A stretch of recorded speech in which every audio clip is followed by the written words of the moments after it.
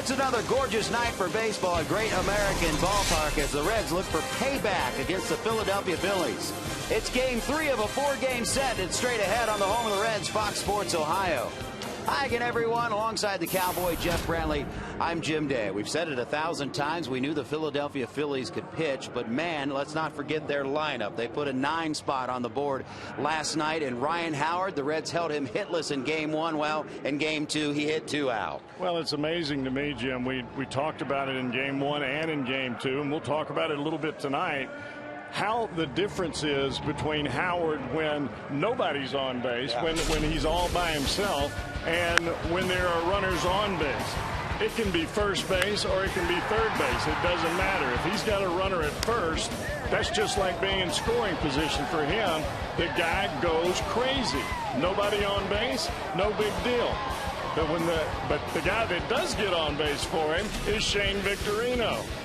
You look at the top of the order, and any time that you can have a switch hitter, most of the time he's going to be pretty good from just one side and maybe not the other. But you look at Shane Victorino, 351 from the right side, 294 from the left side. He's on base every time you turn around. And then 2 batters later, well, guess what? Howard's hitting with somebody on.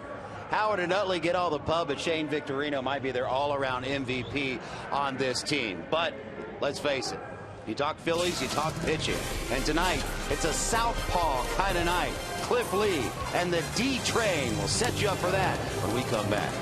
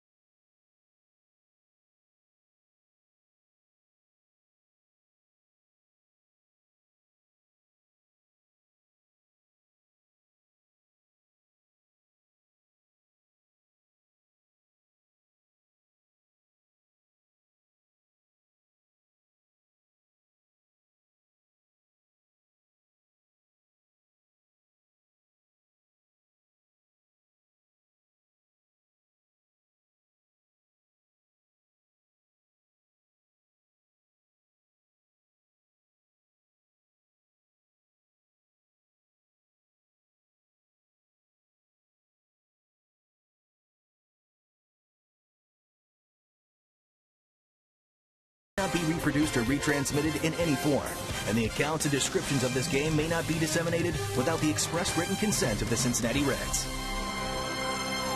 Temperatures up a bit tonight in the Queen City, and so is the humidity. What's in store for the rest of the night? Let's check in with Tim Hedrick. Oh, it looks like a nice night down at the ball yard. A little bit warmer than it has been. No rainfall. 86 to 82 to 80. Special mission tonight. That's why I got Skippy out. The old Little League glove. Take a look. It's good luck. D-Train. Dontrell Willis needs his first win. Ooh, guaranteed. Absolutely guaranteed. Enjoy the game on Fox Sports Ohio. I will see if Skippy has any luck against the lefty Cliff Lee, one of the best Cowboy. You start out the season and everybody was wondering what's wrong with Cliff Lee. Is he going to be the kind of guy that they needed him to be in that third and fourth spot with Roy Oswalt and Hamels and Halliday? Well, this guy is a finisher. Not only finishing when you talk about ball games, but finishing when you talk about seasons. Dontrell Willis, he is trying to put up a wonderful finish. He got back to the big leagues this year. He's thrown the ball awfully well in the chances that he's had here as of late. But he still doesn't have that all-elusive first win. Boy, wouldn't it be something if he could come up with it tonight. Let's get the D-Train his first win. Get him off the schneid. Reds looking to get off the schneid in the series. First pitch right around the corner.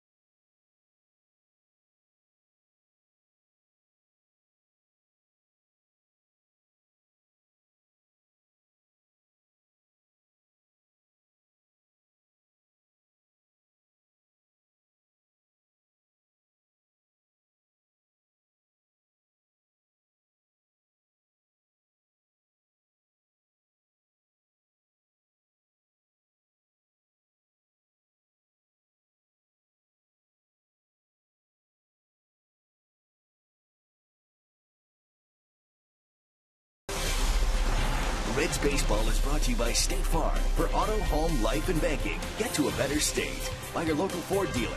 Ford, drive one. By the Regional Tourism Network. Book your trip at CincinnatiUSA.com. And by Skyline Chili.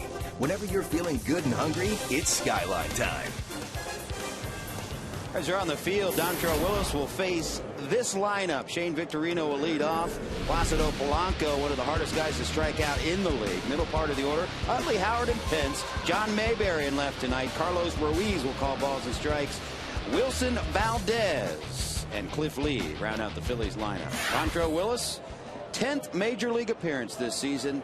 199th start of his career. First pitch is in there for a ball, and we are underway. Big key for Dontrell tonight is getting ahead in the count. You can't pitch behind in the count against these guys on this Phillies ball club, and that's been an Achilles heel for Dontrell as of late.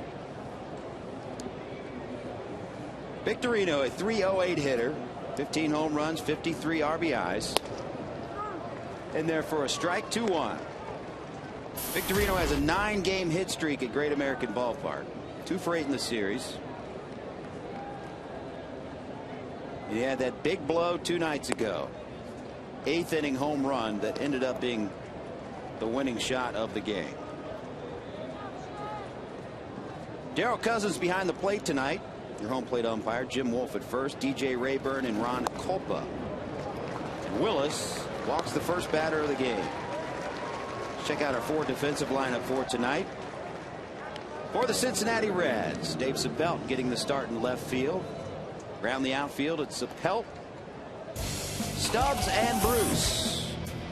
Infield, Cairo, Yanish, Phillips, and Votto. Battery tonight, Hernandez and Dontrell. Ramon Hernandez back in there, Cowboy, after 4 straight starts by Ryan Hanigan. Well, you've got to make sure that you can throw the ball and that the bone bruise is not as deep that it gets into the underlying tissue that would make some inflammation around the bone and in the joint. And so far for Hernandez, I think he has got that dissipated. Talked about Placido Polanco being a hard guy to strike out. Second hardest guy to strike out in the National League. 1 strikeout per 12.12 plate appearances. So the ultimate contact hitter. He's got a man aboard, nobody out. 1-1 pitch. High. Well, it also shows you the kind of stuff that Homer Bailey had in game number 1. He struck him out 3 times. And you don't see that often. No. Two is very rare. That's how good he pitched 2 nights ago. And that was that one mistake pitch that did him in.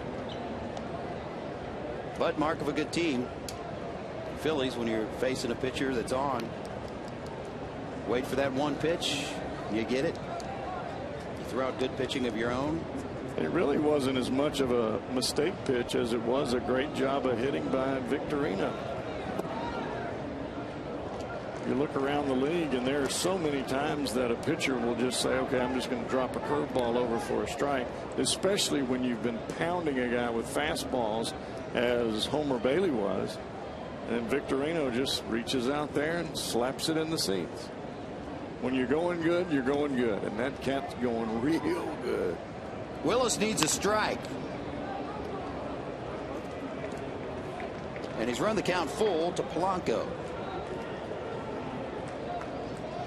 Dontrell, 7 quality starts in his 9 appearances. 8 times in those 9 appearances, he's given up 3 runs or less, including last time out. Friday versus the Nationals, it was another no decision. It was that 4-3 walk-off win by Cincinnati. Went 7 innings, 3 earned runs. Payoff pitch. And he lost him. So just like the last start, Cowboy, Willis walked the first 2 batters of that game, and he's walked the first 2 batters here. Well, I was saying that just as we started the ball game, that Dontrell is not going to be able to pitch behind in the count as he has in the past against this lineup. They just have too many guys that can touch the seats in the outfield, and those walks turn into 3-run and 3-run home runs and 2-run home runs instead of singles and doubles and just getting 1 run in. Well, here's Chase Utley. You look at his numbers in 80 games. So far this season, lefties hitting just 184 off of Dontrell Willis, and that will be tested tonight with the meat of the order, Utley and Howard. And right now he's got to do it with 2 on and nobody out.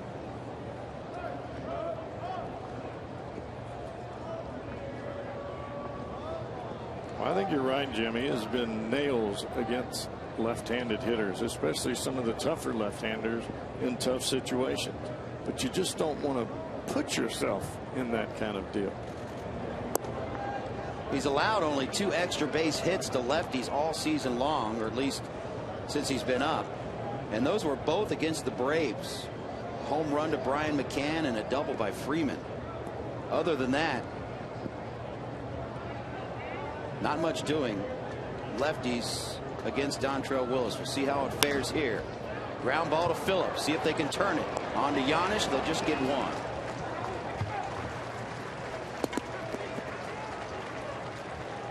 Ball hit in the hole, so tough to turn to, but they do get the lead runner. Well, Phillips did a good job by getting to the ball and making a nice pivot to get the ball to Giannis. But Giannis, as soon as he received the ball, he knew exactly what he needed to do with it, and that was just hold on and make sure that the ball stayed in his glove, and you just play for two right here and hope the big guy hits it on the ground somewhere. And that big guy being Ryan Howard. 2-home-run game yesterday. And we've talked about it, Cowboy. It's a different hitter with guys on and guys not on base. And he's got 2 out there right now, including a man in scoring position at third, 1 down. First pitch in there for a strike.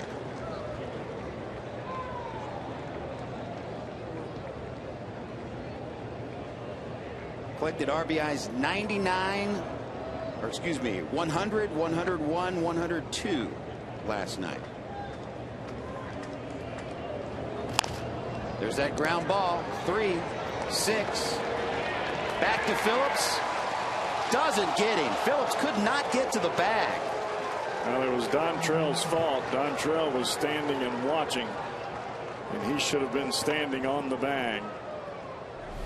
That's not Phillips' play. That's Dontrell's. Watch what Dontrell does. He just stops. He should have been there early, and he was not. And you could tell by the body language of Willis that he knew it. Brandon almost got there. Nonetheless, a run scores, and they credit Howard with the RBI. So the Phillies on the board, 1-0. 2 outs for Hunter Pence.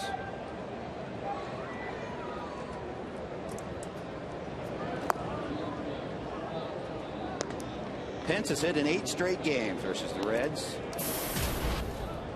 He was part of that 9-run onslaught yesterday. Solo home run. 313 hitter on the season. And Willis falls behind again. You're taught as a pitcher with a runner at first base, any ball, whether it's hit to the second baseman, whether it's hit to the first baseman, or whether it's hit towards right field, if it's hit to your right side, you get over to first base. Dontrell started that way, and for some reason he stopped, and it cost him a run, because that would have been a very easy turn with Howard running had he gotten to the bag. Fly ball center field. Stubbs has room though and gloves it. But the Phillies get a run, and the Reds coming to bat.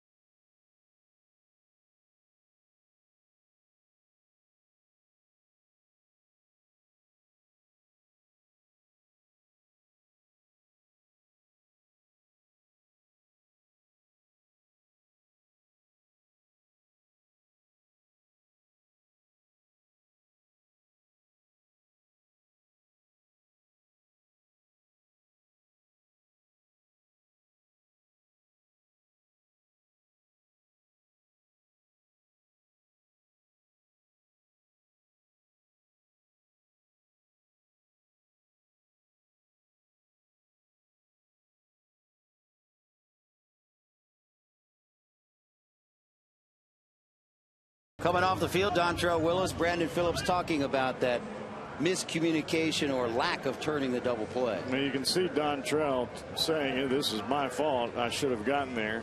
And Phillips is telling him, I was just trying to cover you, most likely by being over there. You know Phillips is always going to be around the baseball. Phillips will lead off. Sapelt in left field. Middle part, Votto, Bruce, and Cairo. Stubbs in center. Ramon Hernandez back behind the plate. Paul Janisch in the 8-hole. Dontrell Willis on the mound.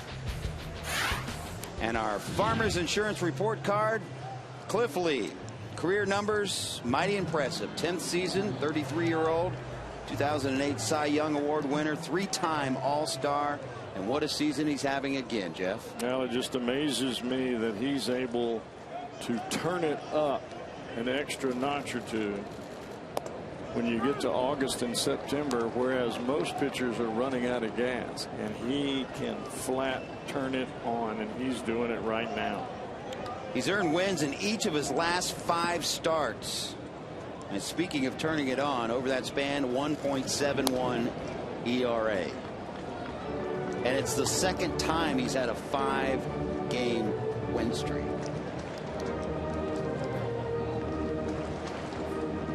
You could talk all night about the accomplishments he's made this season. Well, it's one of the reasons that teams trade for pitchers like this. How about a cool 0.58 ERA in August? He was not even in the Cy Young talk up until we hit the last week of July and started August, and he started throwing these games together like wildfire. And now they're talking about him each and every day with his other 2 partners. High ball right center field. Hunter Pence with a sliding catch and 1 down. Check out our 4 defensive lineup for the Phillies. Mayberry, Victorino, Pence around the outfield. Infield of Polanco, Valdez, Utley, and Howard, the same as last night. Hanging the signs for Cliff Lee is Carlos Ruiz. Who would have ever thought that the Phillies would have the #1 defense in the National League? Not me. Here's Dave Sapelt. 4-game hit streak for Sapelt. 246 overall. Still seeking his first long ball in the bigs.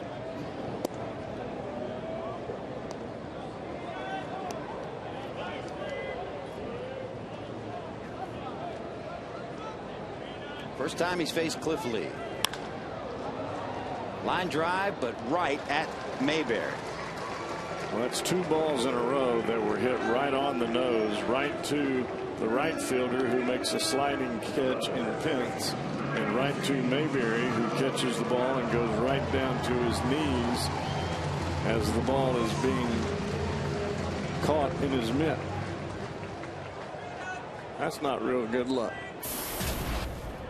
That's baseball. Unless you're Cliff Lee. You got that right. And here's a guy that needs no luck at all. Reigning MVP Joey Votto steps in. 325.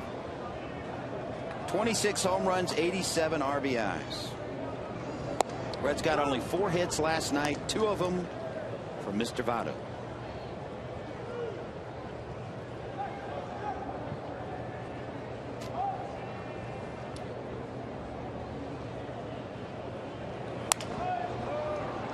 Ground ball, Utley.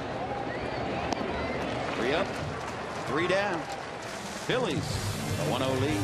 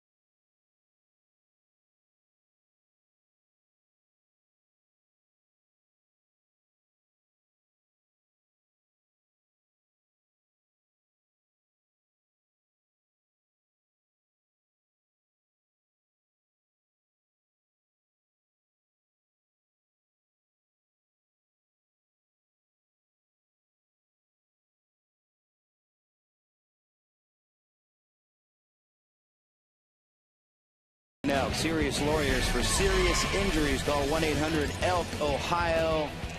And an infectious positivity. I love that phrase, by the way.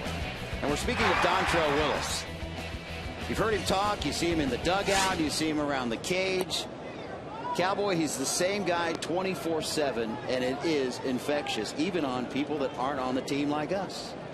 He brings energy to this ball club, even though he's a veteran player. He brings eagerness to win on an everyday basis, whether he's playing or not. He's the kind of guy that you want to have on your team, because he's not going to let you sulk after a strikeout, nor is he going to let you celebrate too much after a home run. And he's been humble after him pitching, knowing that he's pitched well enough to get at least one victory, if not more. Says all the right things, works hard, and has certainly worked his way back to the big leagues the hard way. Caro charging and gets Mayberry. Caro has gotten that play down. Seemed like early in the season he was having a tough time getting down to the ball and figuring out how to make that throw. But he has gotten it now. The scoop, and then it's a dart throw to first base. Close play, but he makes it. Well, instead of having a full arm arc and taking the ball down by your thigh and making that full throw, he just makes the scoop, gets it by the ear almost like a catcher, and throws a dart throw to first base. Here's the catcher, Carlos Ruiz. He himself success against the Reds. 272 on the season, but he's hit safely in 11 straight games versus Cincinnati.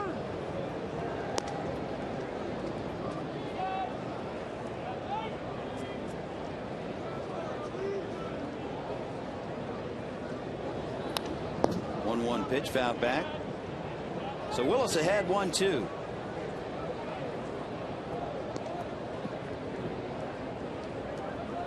So a much better start to this inning than the first, when he walked the first two batters of the game and ended up paying for it as the Phillies got one across.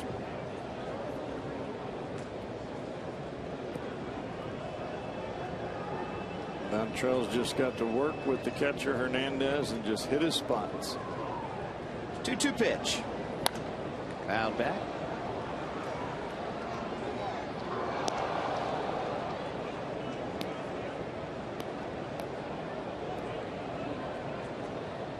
The one thing that you have to watch with Dontrelle is getting too excited early in the ball game. That adrenaline is a great weapon, but you've got to use it to your advantage.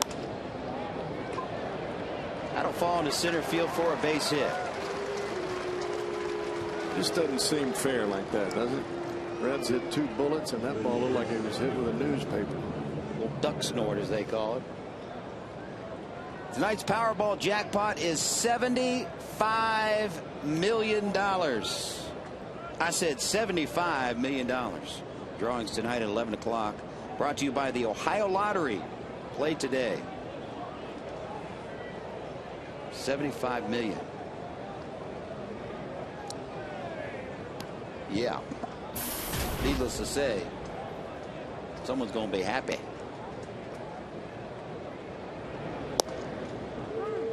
So with 1 on and 1 out, Wilson Valdez steps in.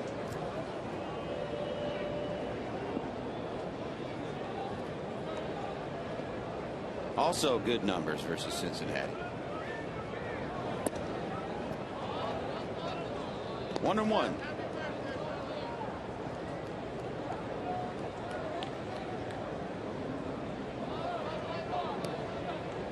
Dontrelle goes to the rosin bag. How much did you use the rosin bag? A ton, especially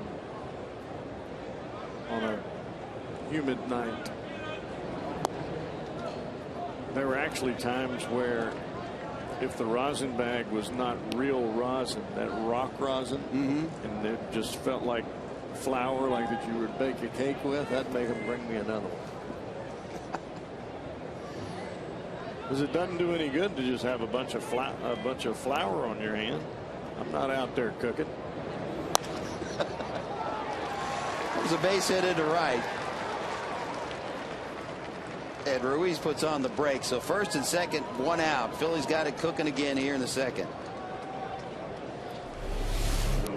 Another one of those real hard hit balls that stops before it gets to the outfielder. You see this one hit right off the end of the bat, right in the perfect spot, stopped actually before Jay Bruce got to the baseball. So up steps the pitcher, Cliff Lee. Now don't go to sleep on this guy. He's got 2 home runs already. Yeah, and his 2 home runs are tied for most in all of Major League Baseball. For pitchers, right? Amongst pitchers, yes, I should clarify that. Thank you. Sacrifice bunt, though, this time. Willis tries for third and not in time. Third base umpire Ron Copa says no. He started up with the right arm and then gave it the safe sign. Well, let's see what the replay says. Now, looked out to me.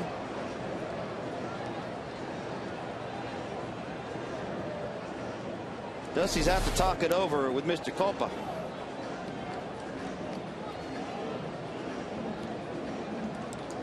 And I won't try to read lips. Well, either way, Jim, the issue about this play is you cannot go to third unless you know for sure that you have the out. You can't go there if it's going to be a bang bang play, and that's exactly what that was. The guy was out obviously by the replay, but Ron Copa doesn't have the replay, and it's not a replay reviewable situation. So basically it goes against the Reds. You have to be sure you're going to get the guy at third, otherwise you go to first. So quite the situation now. Bases juiced, 1 out for the top of the order, Shane Victorino. First pitch misses. The thing about that, Jim, is with 1 out, you turn and you throw the ball to first base. You get the second out. Now you've only got 1 out to get. Even though you do have runners at second and third, you've only got 1 out to get. Willis needs a ground ball here. Also needs a strike as he's fallen behind again, 2-0. By making the throw to third base and not getting the runner or not getting an out, because when they bunt, when the opposition bunts, they're giving you an out. You have to take it. In there for a strike. And when you don't take the out, you open yourself up to a big inning. I know he's fairly close to Cairo. But you also got to put a little more mustard on that thing if you're going to go that direction. A little soft on the throw. 2-1 pitch. Line shot foul. Look out.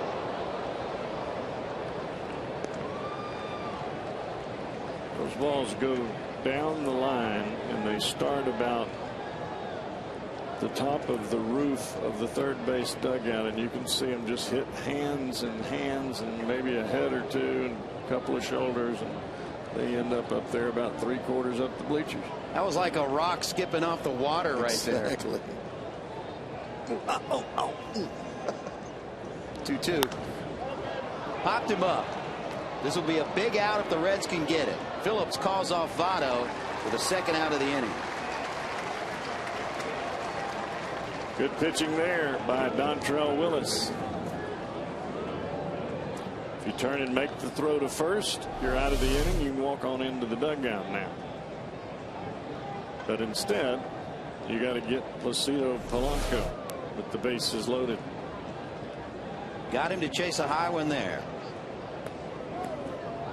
Well, these hitters want to drive in runs. You know that. I know that. And so does Dontrell. So a pitch that's borderline, as that last pitch was, that's the reason Victorino went out of the zone, to try to drive it in. Up back to the mound. Willis, high throw. But Votto able to make the out. I think he's got a little thing on that throw to the bag.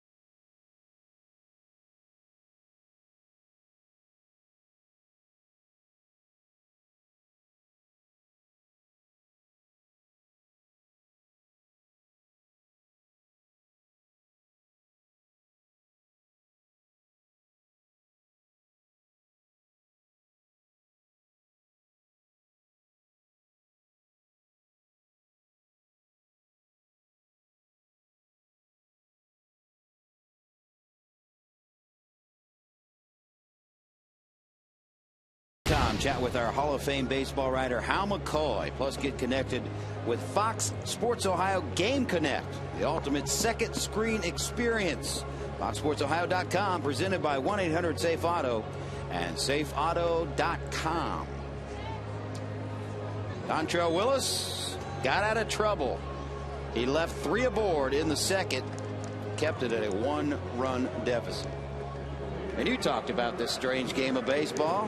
First inning, Phillies don't get a hit, they score a run. They get 2 hits, they get an assist on a lack of a defensive play, and they leave 3 aboard in the second. Go for it. I know. Just part of that game. In steps Jay Bruce. But you notice they don't strike out. The Phillies just don't strike out that much. No, they don't. Just pitch in there for a strike. Bruce, 28 home runs and 85 RBIs, both career highs. He's 2 for 10 in his career off of Cliff Lee, but one of those a home run. And it came earlier this season in May. 2-run job in Philly. That was a 10-4 Philadelphia win. Cliff Lee went 8 innings. The Reds did get 10 hits off of him, and he gave up 4 earned runs that day. But they put a 10 spot on the board and won 10-4. 2-1 pitch. Ground ball to Howard. Take it himself. 1 down.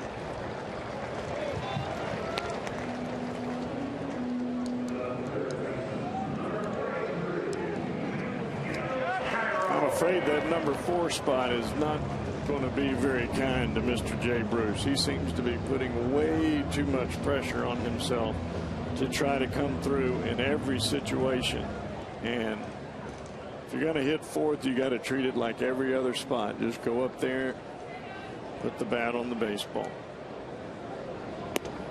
As Cairo steps in. The problem being, though, if you move Phillips to the leadoff spot, which has been very fruitful for him, he's looked great in the leadoff spot. Who do you put in the 4 hole? I know a lot of people would say that young men wearing number 23, Yonder Alonso, would be a candidate. But if you're not going to play him on a daily basis,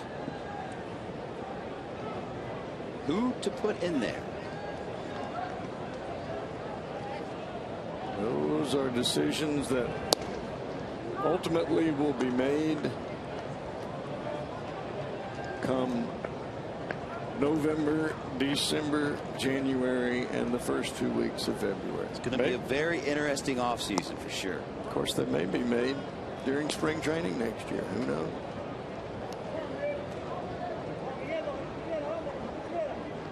Cairo had 3-1 in the count.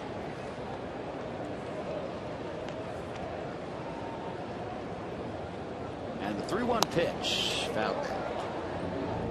But you and I both well know that this club needed a bat to play in left field at the beginning of the season last year, and something to fill the shortstop issue, and it just never happened.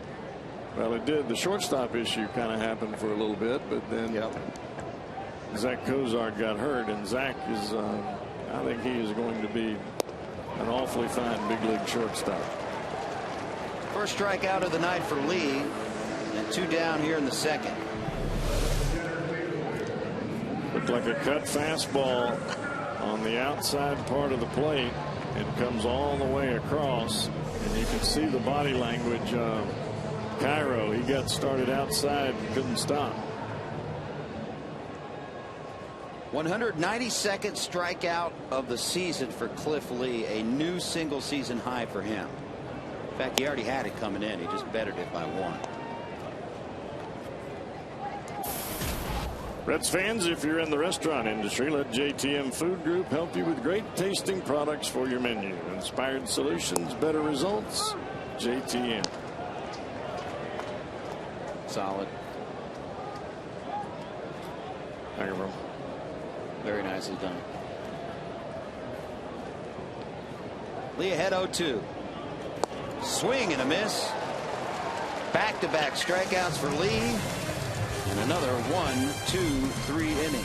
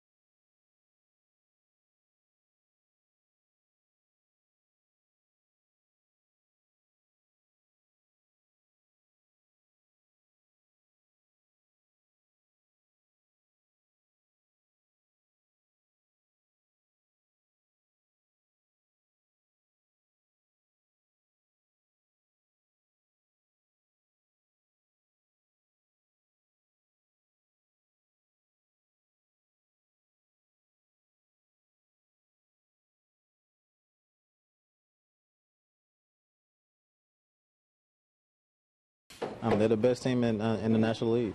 I mean, just hands down, period. I mean, they got superstars on the team, all-stars, and, and they made the team even better when they got Hunter Pence. And all you can really do is just go up there and battle those guys, and hopefully that positive needs to really happen. Our Geico quote of the night from Brandon Phillips. And it's no secret, this is the biggest test in baseball. And the Reds, schedule maker's not kind to them. They had a 4-game set in Philly. They've got them for 4 here. So normally you don't play a team not in your division 8 times in a season. Right. But that's what the Reds got this season. Well, I think the big thing for the Reds, and you can hear it in Brandon Phillips' voice and you can see it in his actions, you want to beat this club regardless of where you end up in the season. This is where you really want to have your best days and your best games, because you want to know where internally and in your gut you want to know where you stack up against the Hallidays, the Hamels, the Oswalds, and the Cliff Lees. And if you're a pitcher, it's just the opposite. Am I good enough to get this guy Utley out? What about Victorino? Can I hold this team down, this first place team? And if you don't feel like that, why are you playing? Exactly. Willis ahead 0-2 to Chase Utley. Tried to get him to chase one.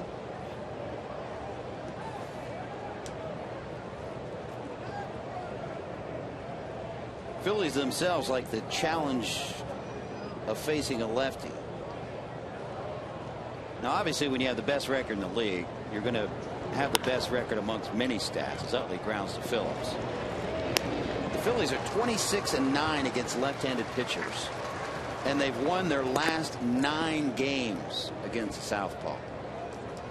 Now again, when you have the best record in the league, you're going to lead in a lot of stats, but they're good all around. So are those 2 guys right there they were showing. Hamels and Oswald sitting side by side. And so is this guy, big Ryan Howard.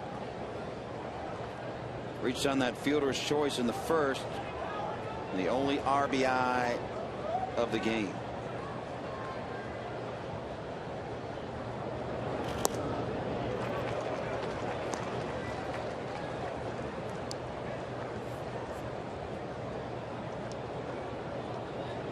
I would imagine a lot of people have tried to dissect into his statistics to answer the question of why he is so good with runners on base, even on first base. Doesn't have to be at second or third, just on base, than he is, and how difficult of a time he has hitting when nobody is on.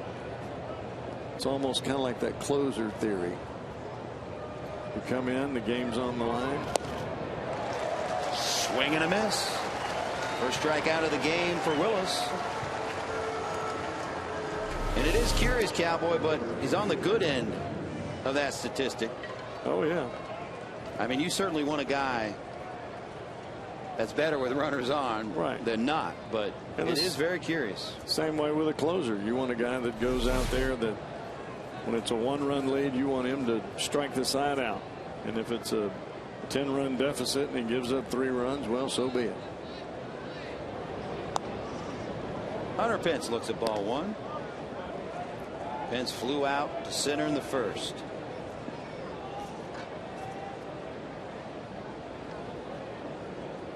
Two outs in the third.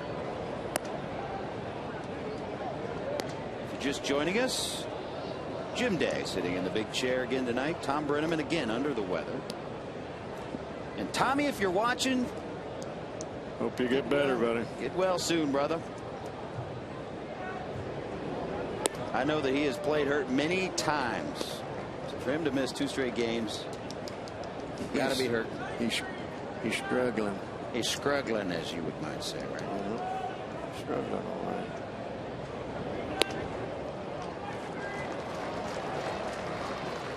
So Willis walks Pence on 4 straight pitches. Get ready for Reds action 30 minutes before every game with the Emmy Award-winning Reds Live on Fox Sports Ohio. Exclusive interviews, in-depth features in the world-famous Tech Talk series. And don't forget Chris's checklist on the crafty left-handers in the house. We're going to have to do that Cowboys roundup sometime, too. It's Reds Live, presented by Ray St. Clair Roofing. So third walk of the game for Willis. And he goes to work on John Mayberry.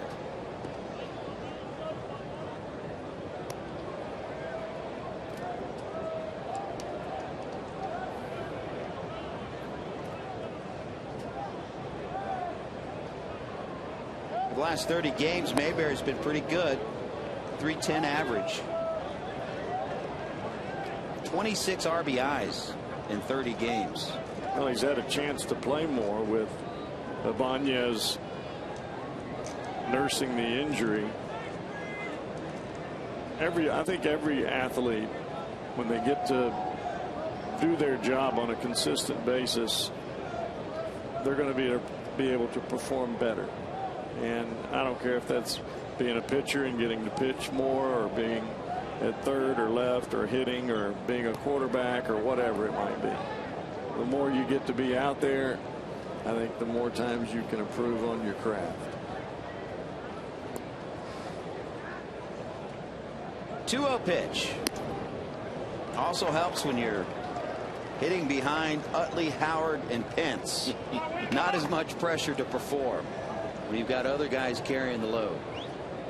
Well, Dontrell is really having a difficult time with his release point against right-handed batters. And second straight walk. So he retired the first 2 batters. And pitching coach Brian Price wants to slow things down for a minute. Well, he did that back in the first inning, facing Victorino and Polanco, both from the right side. He walked them both, and it ended up leading to a run. And a lot of that is slowing himself down so he can get his arm up into the position right around the side of his head where he's throwing downhill. A lot of times he gets going too soon to home plate, and his arm drags a little bit. When that arm drags, the ball just comes way out to the side of the catcher. He's missing arm side away, which means up and into a lefty, or down or up and away to a righty. He goes to work against Carlos Ruiz, and he gets a strike. Well, you notice Brian Price came out and said, look, if you're having trouble with your fastball, throw a breaking ball on the first pitch and see if you can get that fingers down through the baseball. Fly ball right. Bruce has it. And the Phillies strand 2. Willis works out of trouble again, but the Phillies have a 1-0 lead.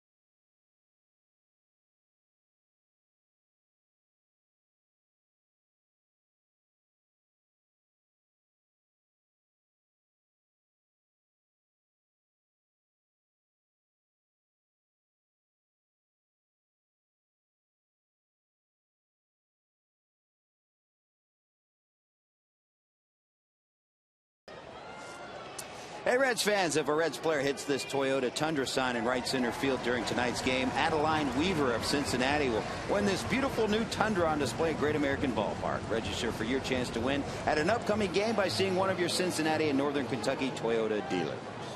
Alongside the Cowboy Jeff Brantley, I'm Jim Day. You talked about Dontrelle Willis's release point against a righty. Well, the thing for Dontrelle is when he slows himself down, he stays right on top of the ball, and he can drive the ball down to the plate. What happens against right-handers, he gets going too soon, and you get going too soon, well, guess where the arm goes? It gets away from the head, and the ball sails up and away from him, way away from the right-handers. He's got to slow down, keep that arm in the good power position, and throw the ball straight downhill. He'll be fine. And there's the big D train right there. Batting helmet on, set to hit third in this inning.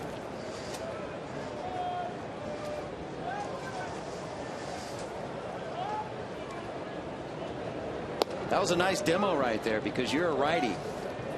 It's not natural to put it in the left hand. But it feels better. That right hand hurt. That right arm hurts when I do that, especially stretching it out like that. Hey, you almost hit me in the face. Thought you were doing it on purpose. Ramon Hernandez, a single into right. First hit of the night for Cincinnati.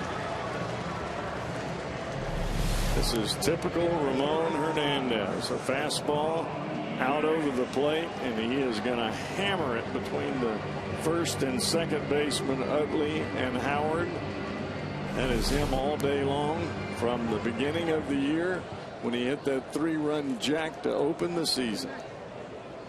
His inside out swing is so impressive, and if he could just teach that to some younger guys, namely a Jay Bruce. That's why you don't see him swing at breaking balls that are out of the strike zone or miss them in such a bad situation. He hits the fastball the other way, and then if there's a slow curveball coming in, that's the ball he jerks out of the ballpark to left field. 1-1 the count to Paul Janisch. Now with Dontrelle Willis on deck, and he's such a good hitter, did you think about laying down a bunt here? Guess you let him swing away. 209 hitter on the season. When you got a pitcher that can hit like that, I mean, he's hitting 429. But he is facing a left-handed pitcher this go-round. That would be my only concern. Cowboy, thought you were going to get that one. Oh, if it comes in here, I'll get it. I'll snag that baby right out of the air. Right shoulder will be okay, but you'll be catching with the left. I haven't missed one yet. Really? I've got 3 in my pocket. Three for three? Caught one hand. Now your normal radio partner ducks. Yeah. Does he not? He runs away. Swing and a miss. Third strikeout of the night for Kriliff Lee.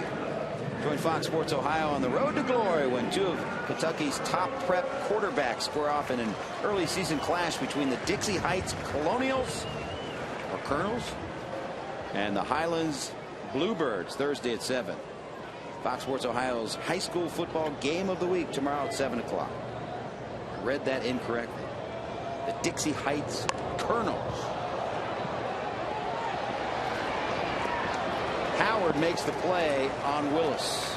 That should tell you a little something there about what they had planned for Dontrell Willis against the left-handed pitcher. There was no swinging involved. This was straight bunt. That ball almost got Dontrell on the hand.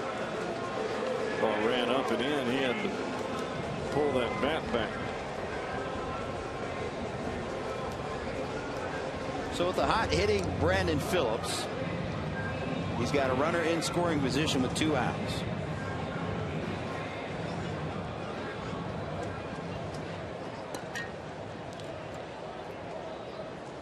Phillips got 1 of the 4 hits last night for the Reds.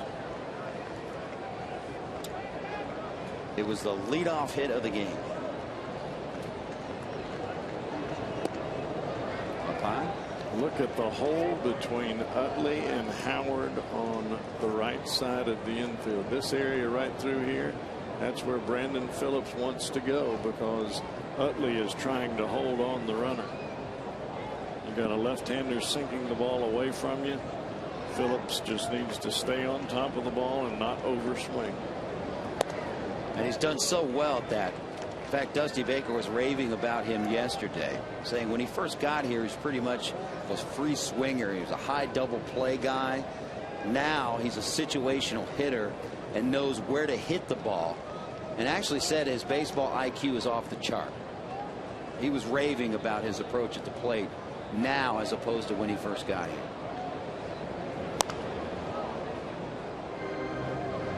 I think Brandon is by far one of the better players in the game today.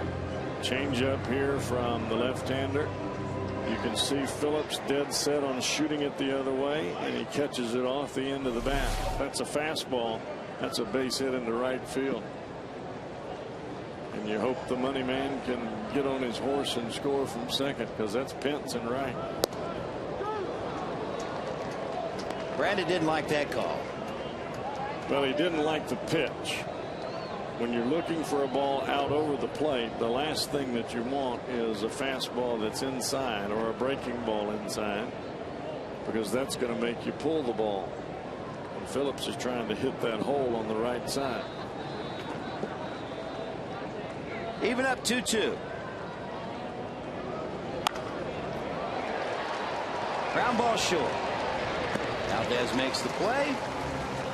Red strand 1. 1-run game at GABP.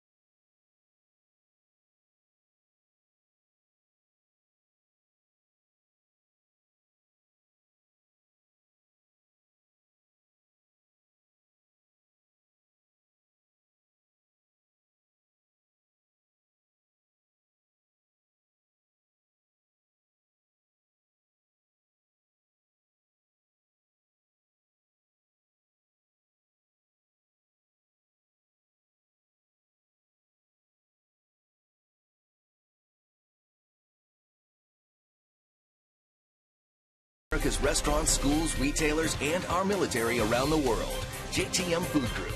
By your Cincinnati and Northern Kentucky Toyota dealers. For a dealer near you, visit buyatoyota.com. And by Geico. 15 minutes could save you 15% or more on car insurance. Visit us at geico.com or call 1-800-947-AUTO. Let's check out our AT&T trivia question of the night. Who is the only player to win the MVP in both leagues? One in the National League, won it in the American League. They're asking me to give a hint. It's his birthday today. That's a good hint. Very good. Chew on that. And the answer coming up. Wilson Valdez will lead off the fourth for Philadelphia.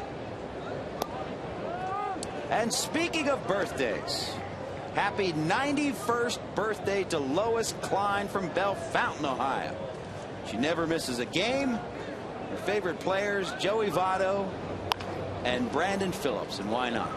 Giannis goes to his left, takes the first out of the inning. Lois Klein, God bless you, 91 today.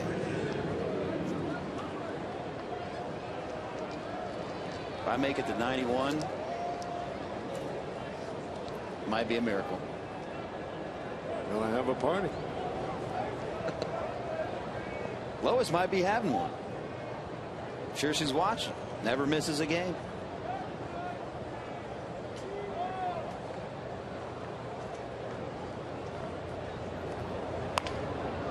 Cliff Lee, first pitch swinging. Easy grounder to Phillips. Lee didn't even run. And he is getting booed by the fans. He made a weird gesture as well. He didn't leave. He just kind of shook it off. Check it out. He was starting to run, and he knew Phillips was getting it, and he just went, heck with it. Rarely see that. I mean, little effort maybe. I mean, he's laughing about it. I don't know. Maybe that was one of those brain cramps. I don't know. But well, I mean, you just hit it to one of the best infielders in the game. It's not like he's going to let it go through his legs. But don't you teach the youngsters to run everything out? Yeah, you do. I mean, shouldn't it be just pounded into your head at this point? Yeah. Might not have to run it out because you're the pitcher. You want to save your energy. Yeah, but it's a... This jogger down there. The heck with it. He pulled the ripcord and bailed. Warm night. If he hit it to third, yeah, because you got to throw the ball across the infield. But at that point, forget about it.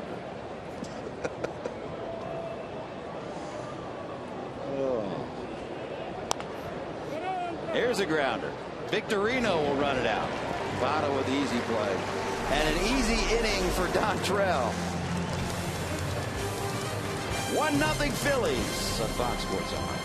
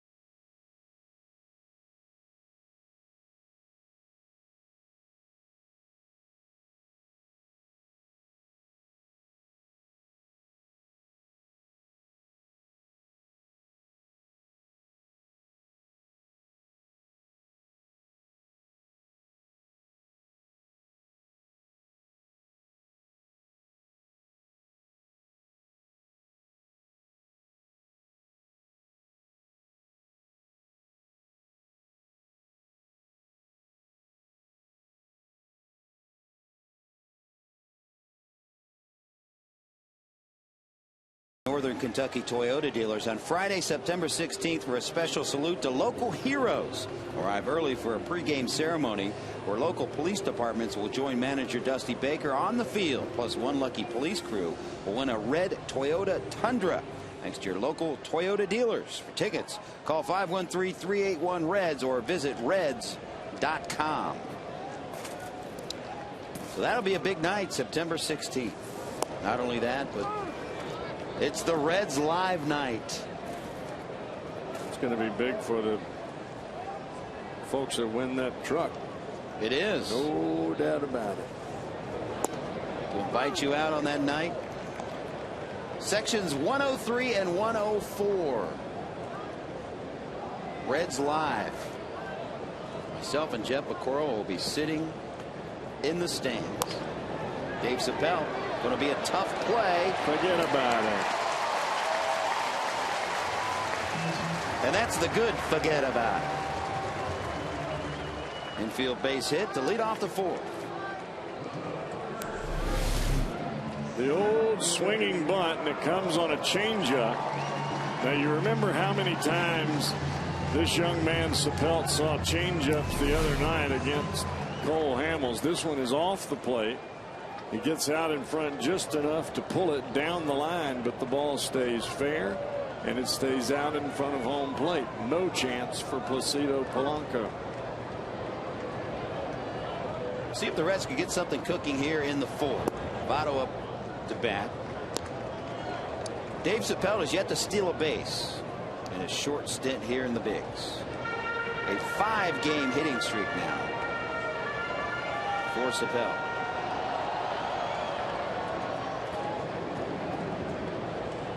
Votto grounded out in the first.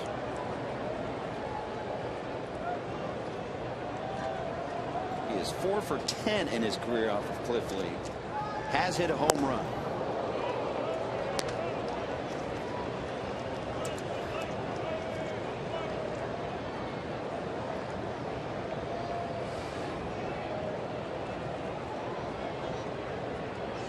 Love watching his approach at the plate. Even his facial expressions. The guy's so locked in. Stone Cold Steve Austin. And he's ahead 3-0.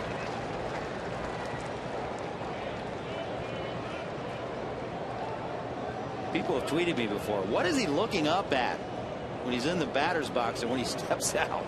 Is he looking at the lights? I'm like, no, he's just locked in. He's trying to figure out the pitcher. Lee gets one in there. I think if you ask Votto, he doesn't even know. He's completely in the zone. 3-1 pitch. Swinging.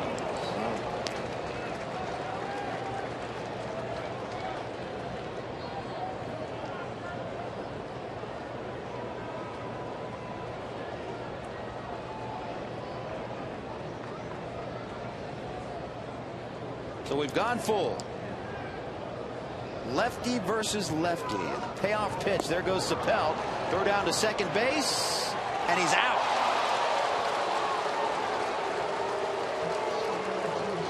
Strike him out, throw him out.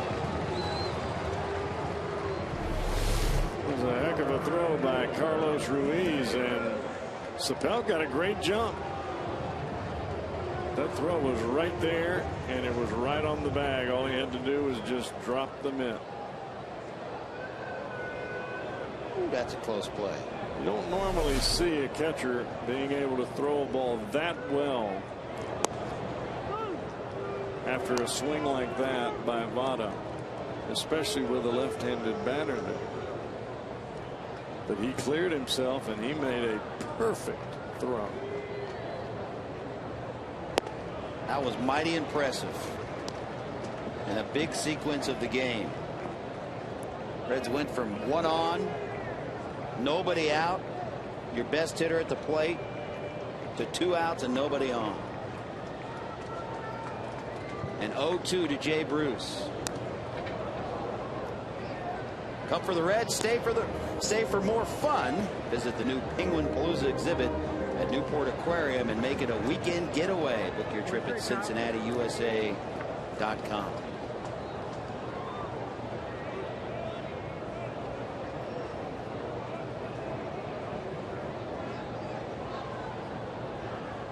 Oh, 2 pitch. Foul back.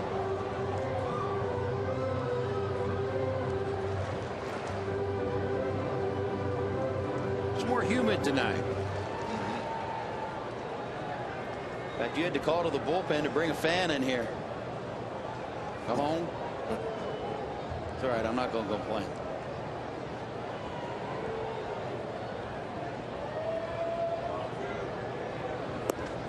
Just don't be soaking up my hair. Well, I'm a large individual. If I get in the way, I will soak that up. That's why I said. Move your largeness back over. Move my largeness. You said you were large. I am. Hot shot into right field. Base hit.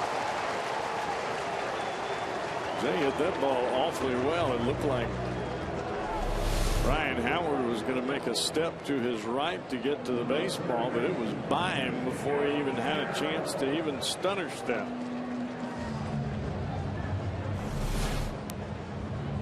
Second hit of the inning for Cincinnati. Third of the night off of Cliff Lee.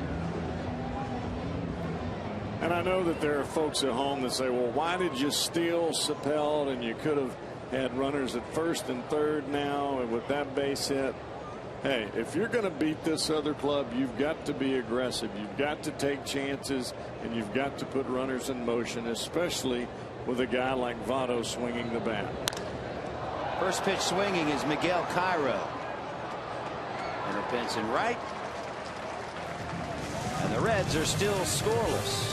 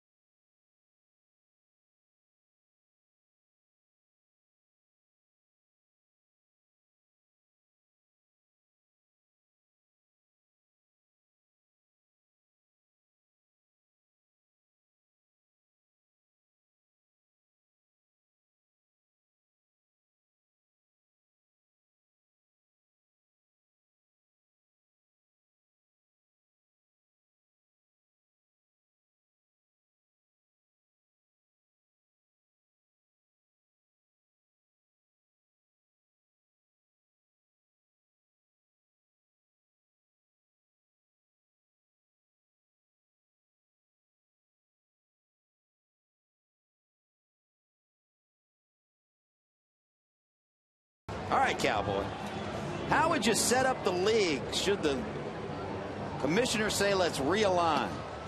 Text 1 for 3 divisions of 5 teams, or text 2 for 2 divisions of 7 to 8 teams per league. Text 1 or 2 to 37664. 37664. Standard text message rates apply. Results in moments. The Phillies trying to add to a 1-0 lead. Placido Polanco leads off the 5th against Dontrelle Willis. Earlier results say 3 divisions of 5 teams. Well, like I told you last night and Tom the first night, I would put the teams in divisions the best way that I could put together the teams market-wise, money-wise, spending-wise. Because there's no sense to have the Yankees and let's say, well, there's really no sense for the Yankees and Tampa Bay to be in the same division, and they are every year. Now, people will say, well, the Tampa Bay beat them that one year. Let's see how many times that happens here from now on. Well, let's take the National League. How would you line them up as Willis gets Polanco swinging for his second strikeout of the night? When you're talking about big markets in the National League, what do you put? The Phillies would be in there. I think you have to. I think you have to have an open look at what some of the teams are making. I don't know, and also an open look at what kind of draw that you're getting. I mean, St. Louis sells out every single night for the most part, but yet they're considered a mid-market team like the Brewers and the Reds. Cubs have been known to have a high payroll. Dodgers have been known to have a high payroll. But you've got a team like Philadelphia, you've got a team like the Dodgers, obviously East Coast, West Coast. So you've got that geographical problem. So it is quite the dilemma. The geographical problem never mattered when San Francisco and Atlanta were in the same division forever. So were the Reds. Yes. National League West. Forever.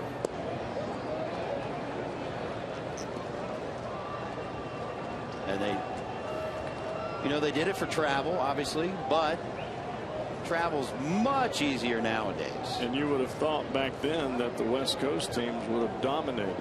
Atlanta dominated.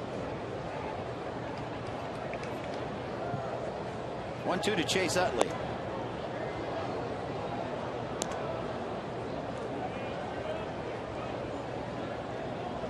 So Dontrelle has settled down pretty nicely here, Cowboy. He's had to battle out of a couple of situations. Phillies have stranded 6. But Willis has kept it at a 1-0 deficit. Well, I think the big issue was when he got in trouble the second time where he walked the 2 batters in a row and he had the 2 outs when Brian Price came out. I think that advice at that point in time really made sense to Dontrelle, and it got him right back on the perfect path. 2-2 pitch. Up high.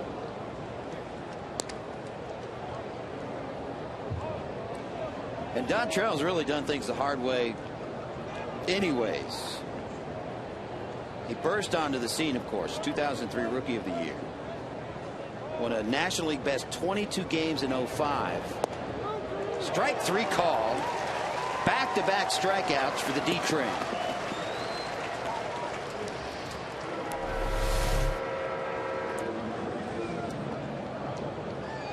That's a curveball for you right there. That's the old Louisiana breakdown. Give me that Louisiana breakdown. Starts right there about Memphis. Yes, sir. As it starts to break, it drops straight down. Finishes up right down there about New Orleans. Come on. That never gets old with me, by the way, if you haven't noticed. Yeah, but it might get old with everybody else. Well, you know, I have had that effect on people. However, it amuses me. And I'm not in this chair often. That's a great pitch. He started it right at the front hip of an awfully good hitter in Chase Utley, and Utley just froze. There's no place for him to go. Couldn't swing, couldn't do anything.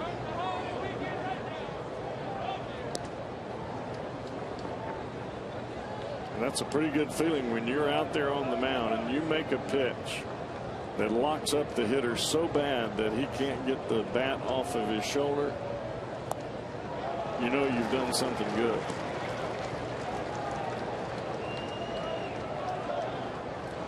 He's ahead 1-2. Struck out Howard last time in the third.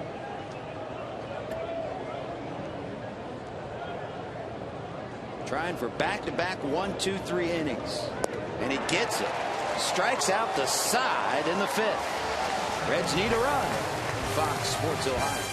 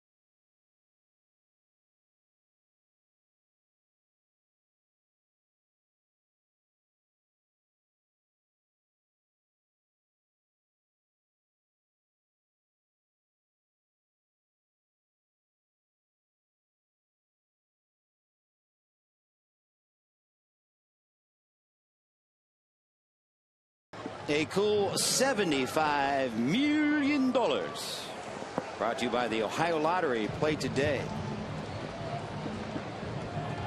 Let's check out our AT&T trivia question answer. Who's the only player to win the MVP award in both leagues? Frank Robinson. 1961 National League MVP with Cincinnati. And then after that awful trade to Baltimore, he won it in Baltimore. Stubbs first pitch swinging. Valdez, tough play, and Howard can't make the grab on the other end, and Stubbs is aboard. Today is Frank Robinson's birthday from Beaumont, Texas. Stubbs gets it in a spot where Valdez has his momentum taking him to the third base side, and Howard looked like he was going to have it, but he closed his glove just a tad early.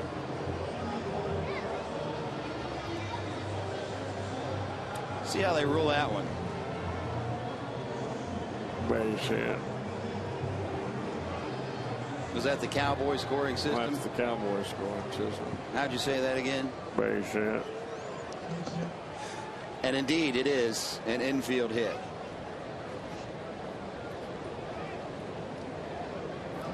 So Stubbs aboard, and Ramon Hernandez. Back to Frank Robinson, 76 years old today. Happy birthday, Frank. One of the gentle giants of the game.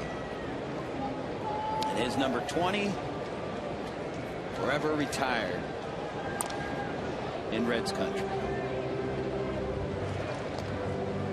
Won that MVP in the National League in 1961. Of course, part of the Ragamuffins. Surprise baseball. Made it all the way to the World Series, only to lose to the great Yankees team. Maris and Mantle.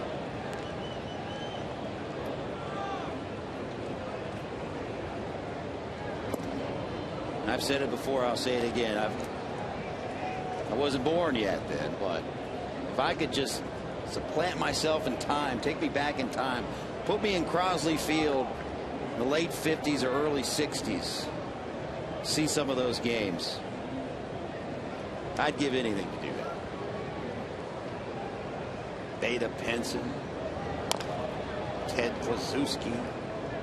Veda had a pretty good arm too, didn't he? You know, Veda Pinson is one of the most underrated Reds players of all time. They talk about some of the greatest players of all time in this organization. Somehow his name is not brought up much. He was a great player. He could pretty much do it all.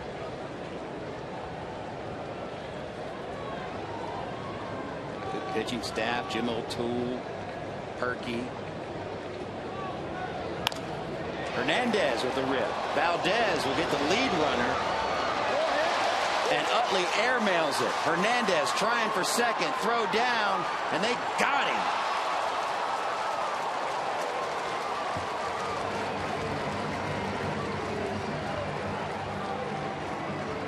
So Hernandez getting a little greedy there as the ball bounced off of that netting. The Reds dugout. And the Phillies are able to get to the hard way. I don't know that that's being greedy as much as it is just being aggressive. You know that you have to do something to create a run to beat this club. If you just sit there and let Cliff Lee go through the motions, you're not going to win the ball game.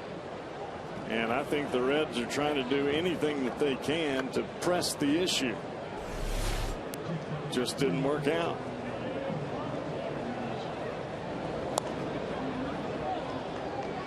So 2 outs now and Paul Jansch.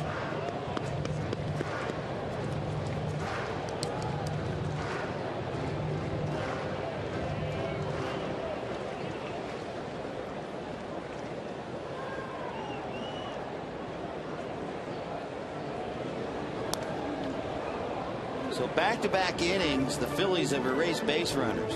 Got to strike them out, throw them out in the 4th. And here they get to the long route.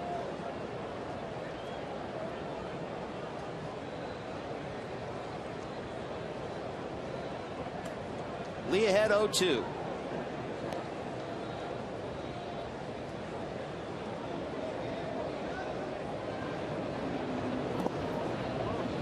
I think in that situation with Ramon Hernandez taking second base on the overthrow, I don't know that you criticize Hernandez on the play, but you give tremendous props to the catcher Ruiz for being in a place of backup, because normally he's not standing right there. He's in another spot. And he just happened to read the throw off the hand of Chase Utley. Ends up being a cutoff man over there by the netting of the first base dugout. I mean, they got a fortunate bounce. There's no question. Yeah, I mean, when it's going your way, it's going your way. And when it's not, it's not. And I'm not ever going to take anything away from somebody for a hustling play.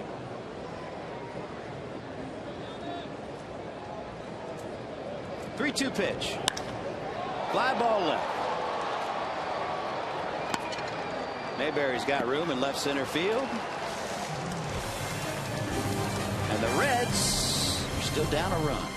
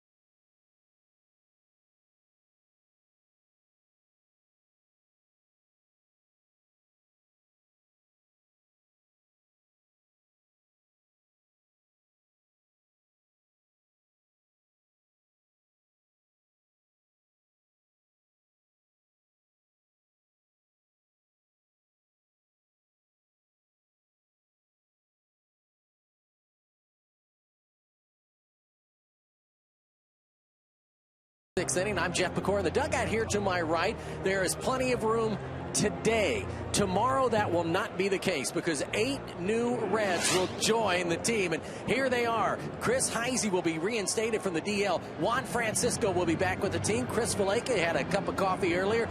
Devin Mesoraco, the heralded catcher, 289, 15 homers, 71 RBI, will make his first appearance as a Cincinnati Red tomorrow. He takes the spot of Jeremy Hermida, who was claimed off unconditional waivers by the Padres today. Carlos Fisher, Jared Burton, Matt Maloney, Jeremy Horst will all come here.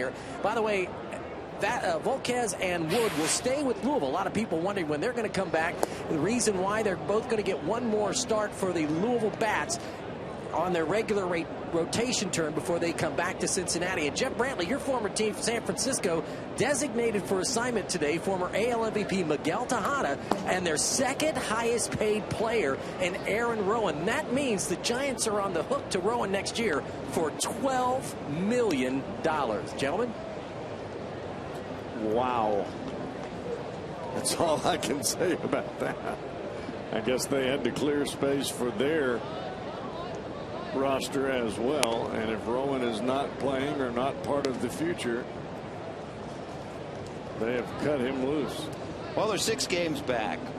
They're 6 games over 500, but with less than a month to play, catching Arizona would take a monumental collapse from the Diamondbacks.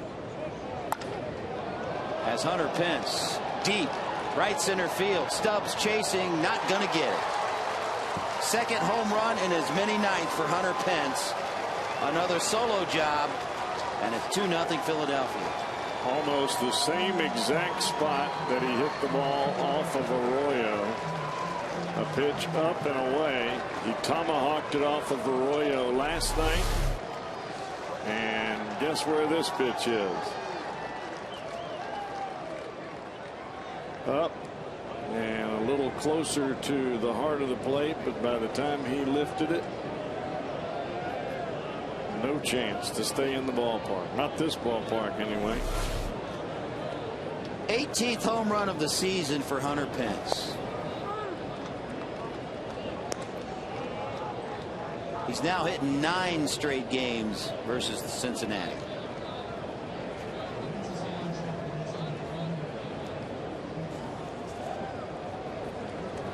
But if you're going to give him up, make it a solo shot.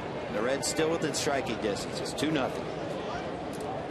Getting back to what Vic was talking about, I'm excited to see Devin Mesoraco. I think everyone in Reds country that's been following this young man, former first-round pick, finally getting his chance. He's been biding his time down there, has been hitting the cover off the ball at AAA Louisville. All reports say that he's now calling a good game defensively.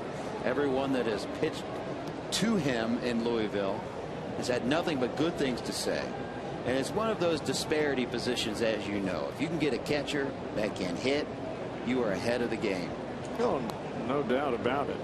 And I think one of the biggest reasons that he stayed in AAA instead of being here in the big leagues, because you already have Hannigan and Hernandez as Dontrell strikes out Mayberry, is the fact that you've got 2 of your younger pitchers that are going to be part of your rotation most likely next year in Travis Wood and Edinson Volquez. And as much as they are working on their game, Devin Mesoraco is working on his by catching those guys. He's got a couple in the pipeline. Not only Devin Mesoraco, but another first-round pick, Yasmani Grandal. Playing well in the minors as well. And he will play in the Arizona Fall League, will Grandal. Along with Brad Boxberger, Nick Christiani, Donnie Joseph, Travis Webb, Brody Green, Cody Puckett, Charles Ledden, all guys that are going to play in that prestigious Phoenix Desert Dogs league. And you've got to be invited to play there. Right. Well, the thing that surprises me about Grandal, and just this is only things that I have heard, it's not anything set in stone by any means, is that his ability athletically allows him to do a lot more than just catch. So there is a very real opportunity that we could see both Mesoraco and Grandal here at the same time, and Grandal may be playing a different position than what he's playing now. Yeah, they say he's a good enough athlete to play elsewhere in the field. Possibly a first baseman, third base. He's got an awfully good arm. His baseball IQ is phenomenal. He's a very smart kid. So you never know where they may put him. You look at his swing, and he's just got one of those picturesque swings. Switch hitting catcher. Yep. And he's no slowpoke either. Great athlete.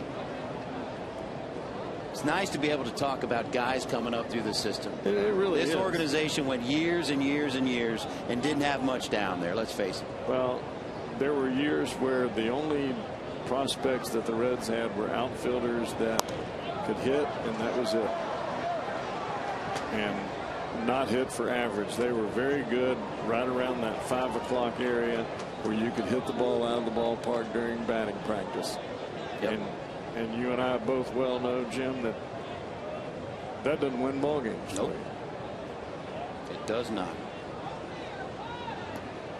And if you're Walt Jocketty and you know what you've got in the minor leagues, and you know that these guys are coming all at one time, makes them a whole lot better. Base hit off the bat of Carlos Ruiz. That was quite the battle going between him and Willis. And Ruiz wins it this time. So 1 on 1 out. And I hear nothing but good things about Brad Boxberger. He was picked hard the year that Mike Leake was picked. Right. One of those sandwich picks. He was the second pick. Right-handed pitcher. Notched his 5th save last night. Win an inning, 1 strikeout. He was a starter in college, and they have converted him to the bullpen. Ground ball to Cairo. Gets the lead runner, and that'll be it. He's backhanded by Cairo for the 2nd out of the inning.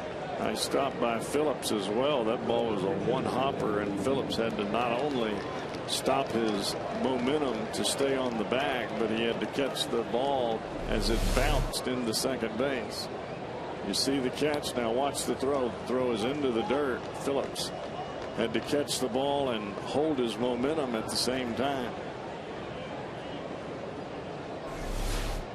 So 2 outs in the pitcher Cliff Lee. And again, don't sleep on this guy. 2 home runs on the season. And that start in May against Cincinnati. And an RBI single in that game. The D-Train getting that pitch count up. He's about to hurl pitch number 100. Swing and a miss.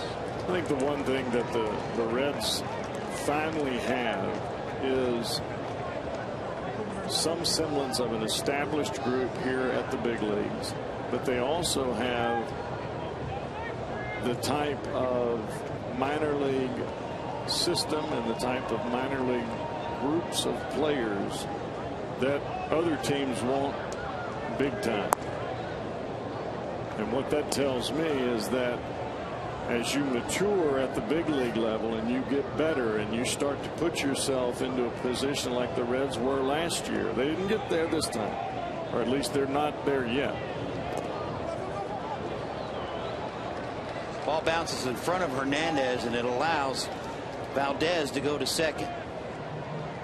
But I don't think that you can discount this Reds ball club in any way, fashion, or form. As far as the core of this club, this is a playoff type of club. They've got pitching, they've got the hitting. It's a matter of just tweaking and twisting and getting the right players in the right spots. And once you do that, and you got players down low, Katie bar the door.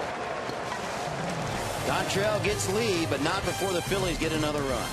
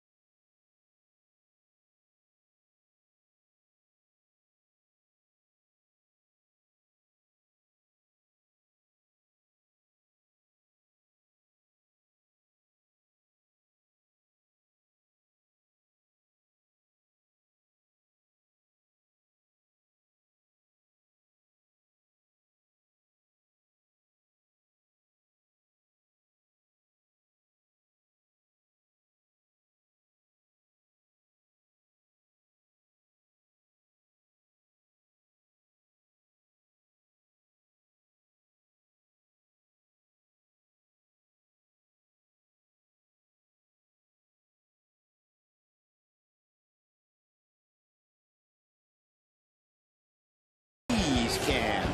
Cliff Lee, ground ball to Phillips. He said, "Ah, the heck with it. I'm not running it out." Bagging it. And he has a laugh at himself. That was the Coors Light Freeze Can, brought to you by Frost Brewed Coors Light.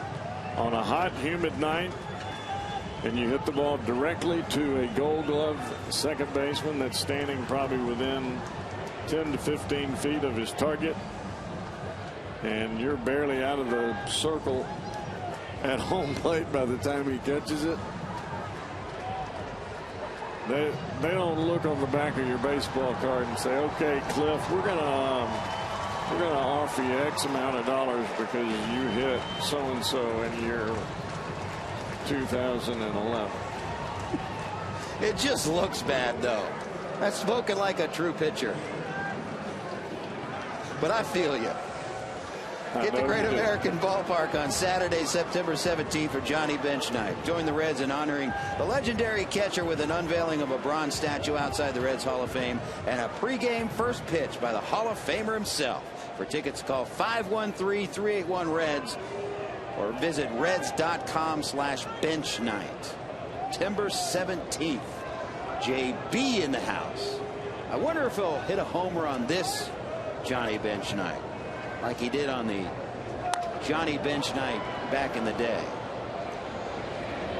Willis first pitch swinging and an easy out.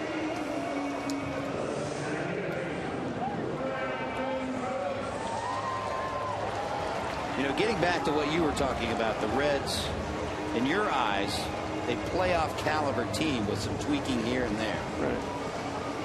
It is my opinion, and I know no one wants to hear this. Last year was terrific. It was part of the bonus plan. But in my eyes, this team is built to win in 2012, 2013. And that's been the plan all along. Would you agree or disagree with that? I agree. I know you want to win every year. I know you don't want to sell your fans on the future. But the way they've been building this team, it's setting up for next year in 2013. I agree. It's just part of the way that things go. There were a lot of players that did things in 2010 that nobody expected. Nobody expected Joey Votto to win the MVP. Did you? Did not. Knew he had the caliber to be that good of a hitter. But consistency, you got to be consistent.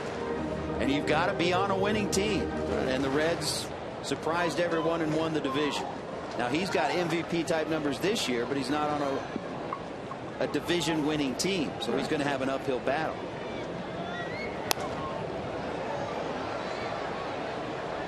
Well, the thing for really every player that has put together career years, they've got to find the ability to put some consistency in their game. You're looking at Edinson Volquez with 17 wins one year, and then a year later, after the surgery, he's in the minor leagues almost the whole year after starting on opening day. Phillips retired for the second out of the inning.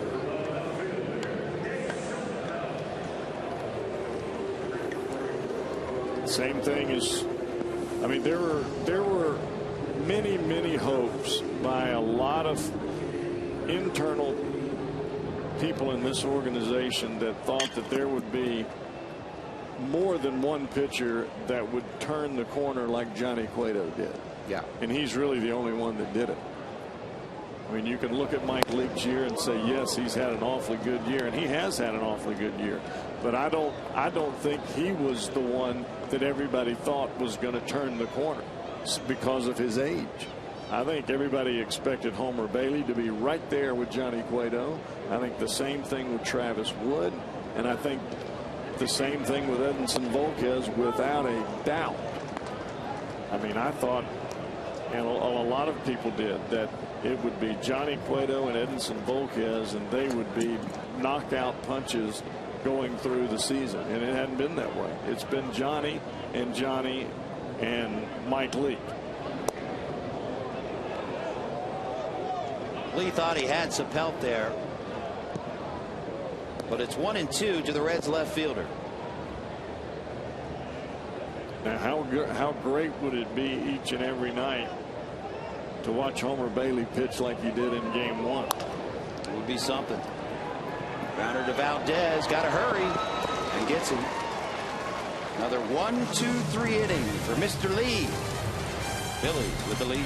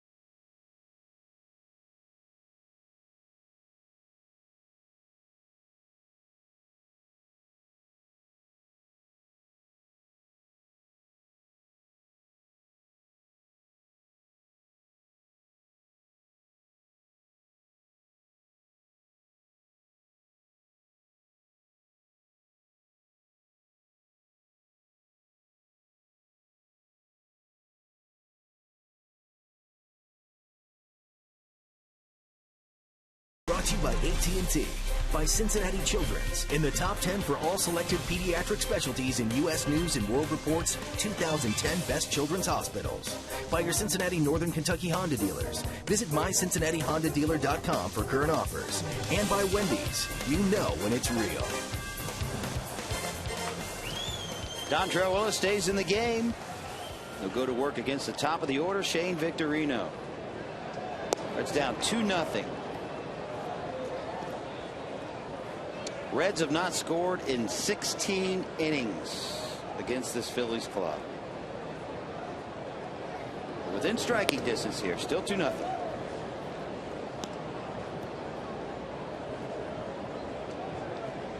Victorino walked and scored in the first, popped out in the second, grounded out in the fourth.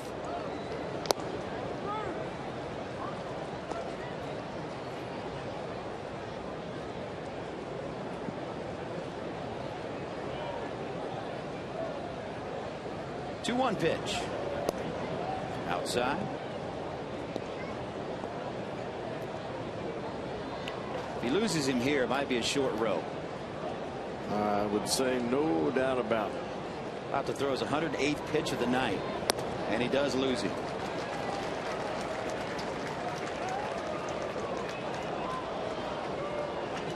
Check out our Honda standings. And again, not a race to be had. If things ended as they did right now, it would be the Phillies versus the Diamondbacks and Milwaukee versus the Braves. Might not be interesting down the stretch as far as the races go in the divisions and the wild card race, but actually setting up for a pretty exciting postseason in the National League. Going to be very intriguing. So Dusty lets Willis stay in. Does have Billy Bray down there and Jose Arredondo, and they are both warmed up and ready to go.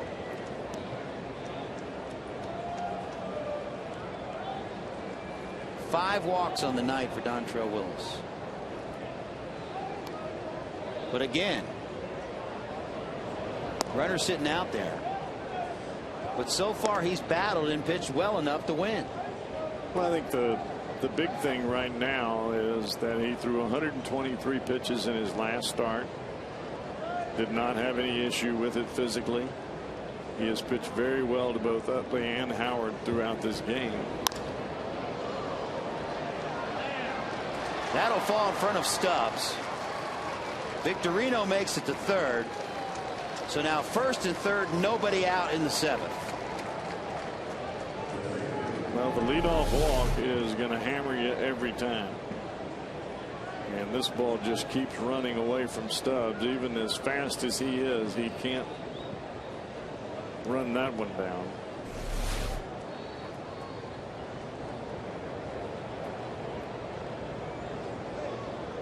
No sign of Dusty Baker as of yet.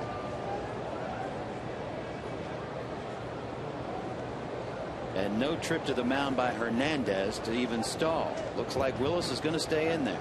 Well, he's handled these guys very well from the beginning of the game. And this is kind of the do or die time for Dontrelle Willis. He has handled the middle part of the order, both lefties, and we told you coming in, lefties hitting just 184 off of him. Got Utley on a fielder's choice in the first, ground out in the third, struck him out looking in the fifth.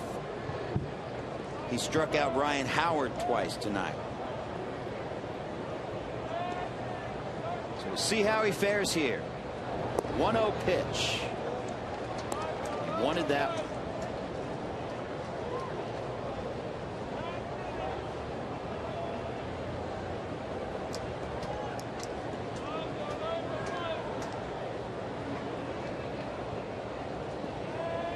Two on, 2-0 count. Here he comes. Ground ball to short.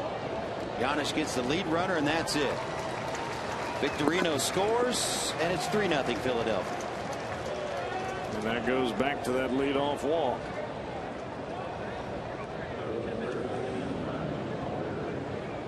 And there's no other way to sugarcoat that. You just can't do that at this point in the ball game. Walk a leadoff batter in a 2-0 game. I don't care how good you pitch. Well, the statistics will bear it out. You walk the leadoff man, he scores 80% of the time. There you go. And here's the big man, Ryan Howard. Struck out the last two times, and again, Cowboy, there was no one on base. She seems like a different hitter, but he's got one out there this time.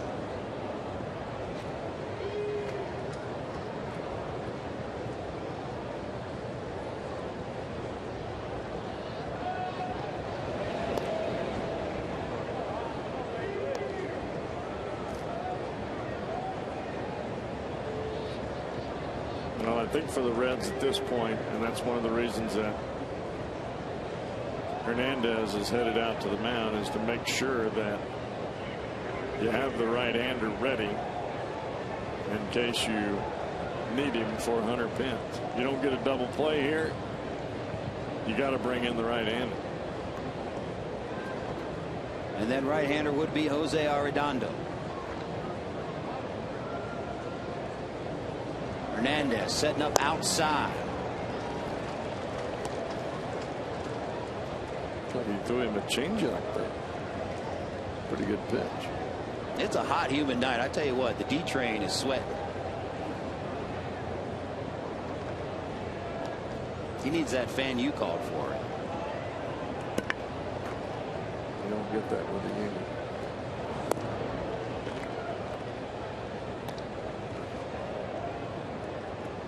Let me point that bad boy. Is that good? Appreciate it. That's right.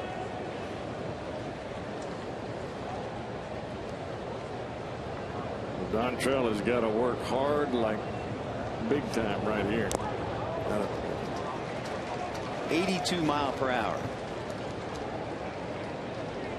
We're even up 2-2. It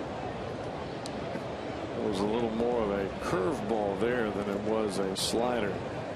Started it inside, and I think Howard thought he had something to hit until he started to swing, and the ball broke down and away. 2-2 pitch. Outside with Fuller.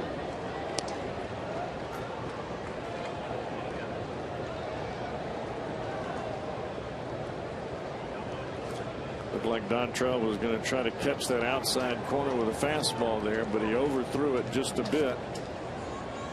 And anytime you overthrow the ball, you either let it go early or hold on to it too long. There goes Utley. Giannis with a diving stop, and he gets Howard on a nice play. Giannis was going to the bag to try to cover for Utley, who was running.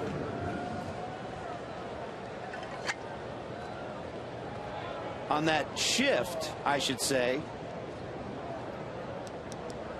Let me correct myself. That was the overshift that you see many times against Ryan Howard. Well, the problem is this is Giannis back here. Yes. Giannis is not in this spot where he normally would be. So he's got to go to the other side of the bag, dive for it, backhand it, and then come back with the throw. Well, Willis is done for the night. Our Skyline call to the bullpen. Jose Arredondo will come on.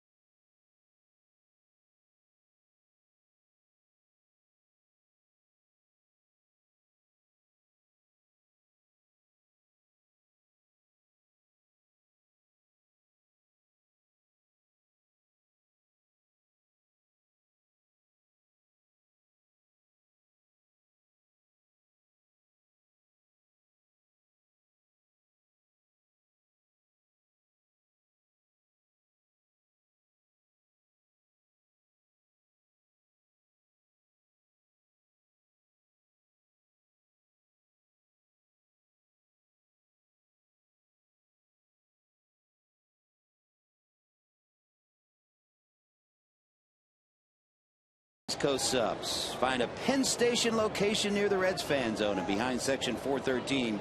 Enjoy all the baseball action while eating at Penn Station and eating their signature sub and authentic fresh cut fries. Yummy.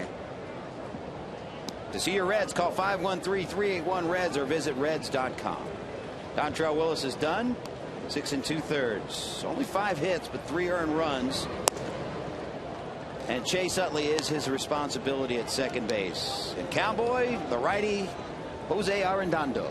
Arredondo, split finger fastball is coming right at you. The biggest issue is control. And when he's got control, he is awfully nasty. You saw the numbers on Dontrell Willis, and he only gave up the 5 hits. He only gave up the 3 runs.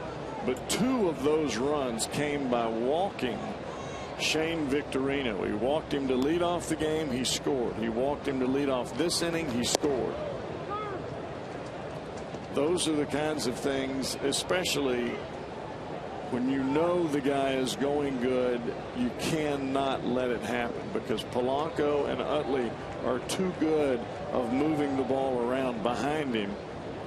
Then you got Howard. Pence rips one, but right at Dave Chappelle. And the Phillies strand a runner. They get another and lead 3-0.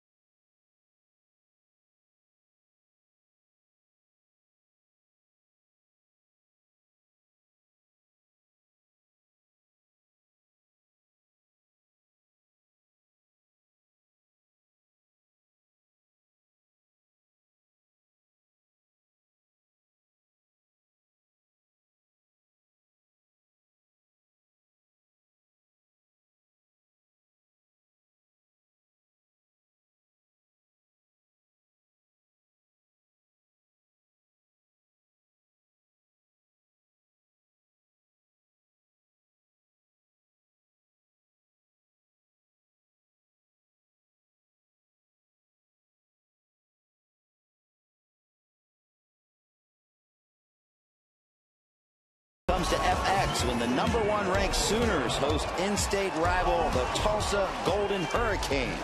The FX College Football Game of the Week presented by Russell Athletic begins Saturday, September 3rd at 8 o'clock Eastern, 5 o'clock Pacific, in high def, only on FX. Be sure to go to foxsports.com to check out Charles Davis's preseason power rankings.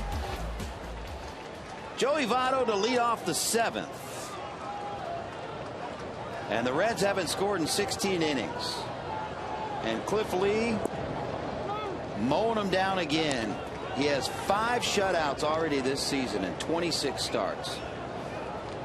That's the most by a Phillies pitcher in a single season since the great Steve Carlton had 6 in 1982. And he's trying for another big CG. Well, the amazing thing about Cliff Lee is his pitch efficiency. He has only thrown, this will be his 75th pitch of the night.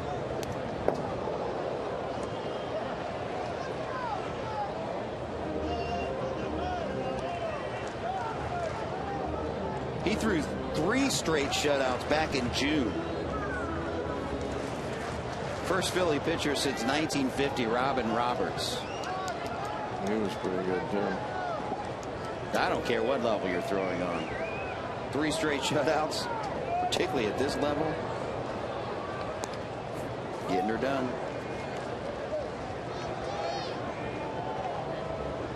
I mean, he's had stretches that were just unbelievable.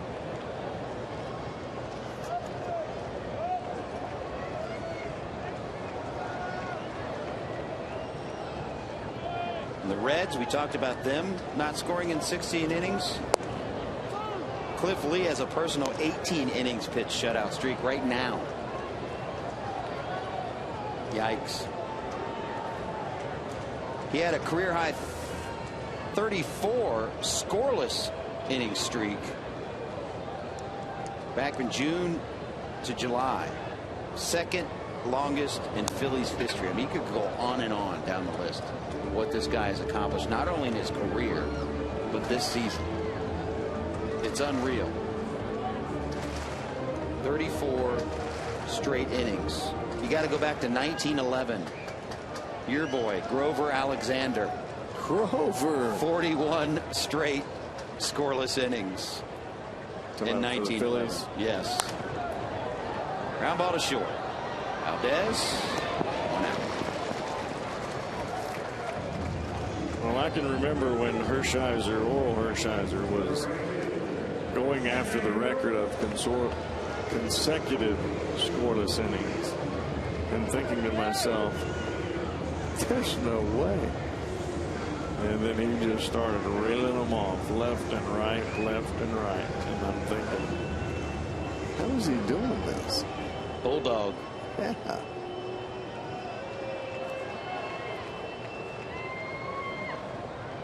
Here's Jay Bruce.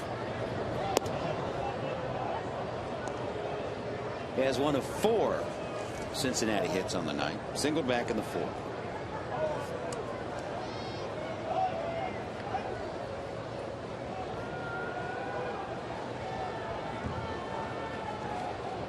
One 1-0 pitch. Swing and a miss.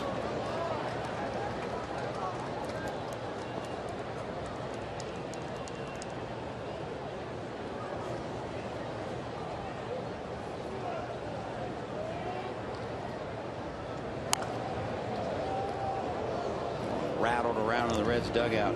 Had him scurrying. Well, you can see Lee really move the ball around when he's facing Jay Bruce. A changeup away that he swung through. Then he throws an off-speed pitch inside that he pulls into the first base dugout. Fooled him right there. And fooled him badly. 5th strikeout of the night for Lee. Well, this is a curveball, and it starts behind Jay Bruce and drops it down and in. Look at the finger here. He's got his fingers stubbed up on top of the baseball. That is what you call a knuckle curve, and drops right straight down. No sideways movement to it whatsoever. performance Honda Exmo look.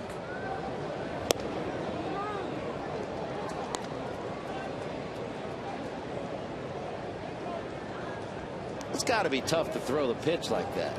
It's very difficult, and there's not many people that can do that. But the reason that you spike that finger into the seam of the ball is to make it go straight down, so that you're straight on top of the baseball as you release it. If you have your other finger on the baseball with it, it's going to make it slide to the side. When you spike that finger on top of the baseball, that's what's going to make it drop straight down. You can watch him. He'll take the finger and spike this finger right on top of the baseball, and as the ball comes through, this finger here is the dominant finger, and it drops straight down. When you put this other finger on, it makes the pitch slide to the left instead of straight down, and he wants the ball to go straight down. Strike three looking. Back-to-back strikeouts, 6 of them for Lee, and he's pulling them again.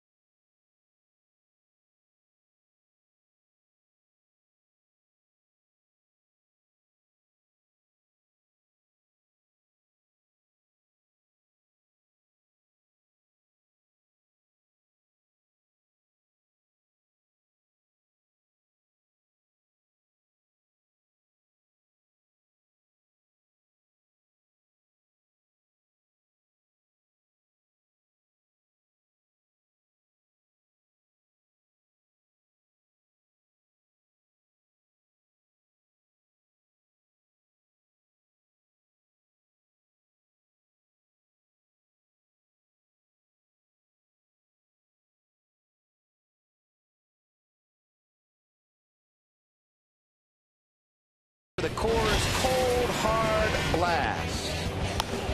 Second straight blast in as many games for Hunter Pence. Solo home run last night. Solo home run in the 6th.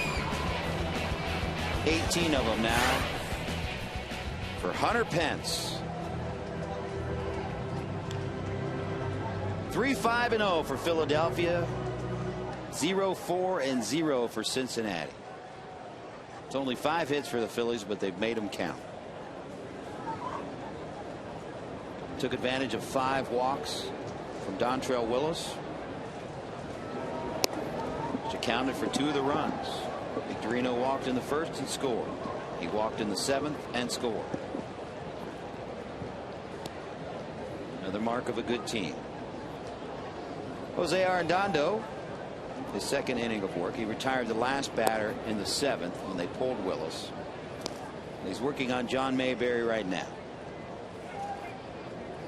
Mayberry grounded out, walked, and struck out.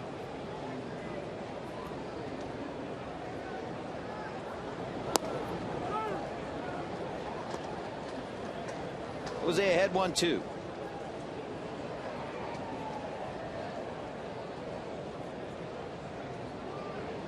Split finger and the straight fastball. He can move them both around to both sides of the plate. Base hit left field. The Reds have the best fans in baseball, and on Sunday, September 18th, we'd like to show our thanks during Fan Appreciation Day, presented by Walgreens. There'll be drawings for fan prizes throughout the game, or tickets to see your Redlegs and the Brewers. Call 513-381-REDS or visit reds.com today. Fan Appreciation Day. Reds fans have shown that they are amongst the best in baseball, if not the best in baseball. We talked about it last night, that contest going on Twitter, which continues, as Carlos Ruiz fouls it out of play. Like Votto might have a chance for that. Just beyond his reach. The contest on Twitter continues tonight. It benefits the Reds Community Fund. It's called the Hats Off Movement. Now, here's what you do. Each tweet that you send on Twitter, you use the hashtag Hats Off CIN. Hats Off Cincinnati. HATSOFFCIN. And every time you do that, it generates a point. Explain what the hashtag is. The hashtag is basically the pound sign on your phone or your keyboard. So it looks like this? Yes. Thank you very much. Exactly. So what you do is you put that followed by Hats Off CIN, all one word, no spaces. And each time you do that, it generates a point. And throughout Major League Baseball, they've been accumulating points. And it's been between the Reds and the Giants, neck and neck. They've been within hundreds of each other. And the Reds are behind right now. The Reds are behind the Giants right now. We need some help. Now, last night I said it went on till midnight, which is partly correct. It goes on to midnight Pacific time. So you late nighters out there, you've got till 3 a.m. tonight. It ends tonight. The winner of this will have $50,000 donated to support reviving baseball in the inner cities. So basically $50,000 donated to the Reds Community Fund. $50,000 that's going to go right back into building baseball fields and other structures for your children and our children to play on here in the community around Cincinnati. And let's face it, anyone that's a parent knows, keep your kids busy. Give them something to do like baseball. It's a positive thing. So hats off CIN on Twitter. I did it last night. I'm going to do it live right now. What the heck? I've been doing it all day, by the way. You can follow the Reds on Twitter @Reds. You can follow Fox Sports Ohio and everything going on there. Fox Sports OH on Twitter. And I'm under Jim Day TV. So basically they can just send you a text. They can. They've been doing that all day. And in fact, I retweet those. And you retweet them with the pound Hats Off CIN. I certainly do. So $50,000 is $50,000. That'll go a long way to help revive baseball in the inner cities. Anything we can do to help. You know, San Francisco's a big market. Let's face it. I mean, San Jose's out there and stretching to Oakland, Northern California. And that's Northern California's team. That's a big market. And for Cincinnati to go toe-to-toe with them, that's impressive. That'd be big to pull that off. Base hit center field. So back-to-back base hits here in the 8th for the Phillies, and they're at it again. Arredondo has left 2 balls right in the heart of the plate, and they both have been hit awfully hard. This is a split finger that's left up and right in the middle. You can see the split right. I mean, you can see the fingers right there. I mean, that's about as plain as day. But this split finger only rolls down. It doesn't bite down. And a rolling split finger usually ends up getting hammered, just like that one did.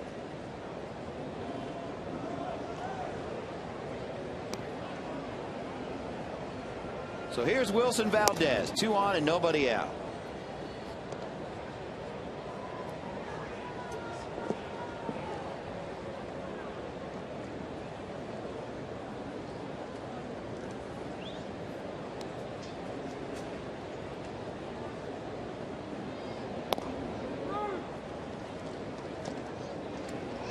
Now it's double play and strikeout time for Mr. Arredondo. We'll take it. Cliff Lee's on deck. We know he's not coming out of the game. No, he's got that complete game in mind.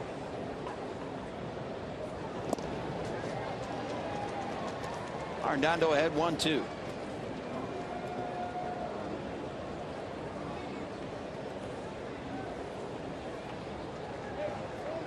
Arredondo had 3 innings of scoreless baseball. I guess it was his last time out not long ago.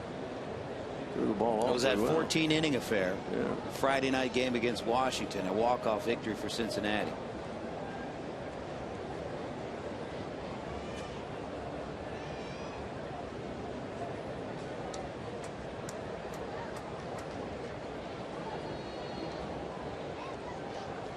A 1-2 pitch. Out back. Aroldis Chapman warming up in the pen.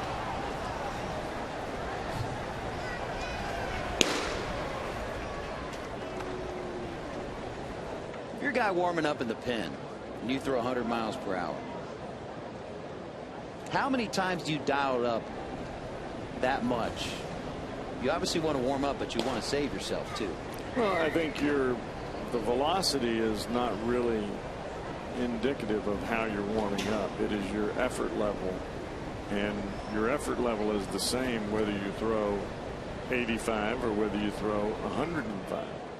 And getting loose is getting loose. It's the same for everyone. You want to get that blood flow.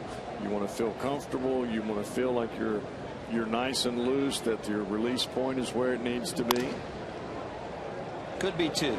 Giannis, Votto, double play. Okay, we got the double play. Now what was it? What was the other thing I needed us to get? I think you need a punch out here. Strikeout. That's right. And we've got the pitcher up there, so that should be a good time. Put him in the book.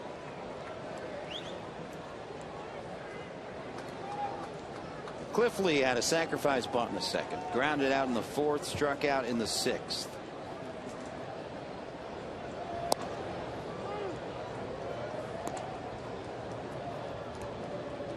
Arredondo trying to keep it within slam range.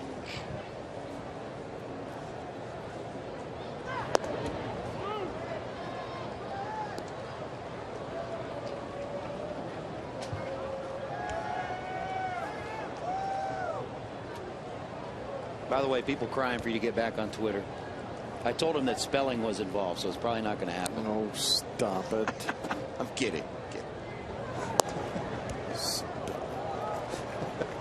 Actually, you know what? On Twitter, you really don't have to spell, to be honest with you, because there's only 140 characters and it's many abbreviations. I got you. But they loved you on there when you were on.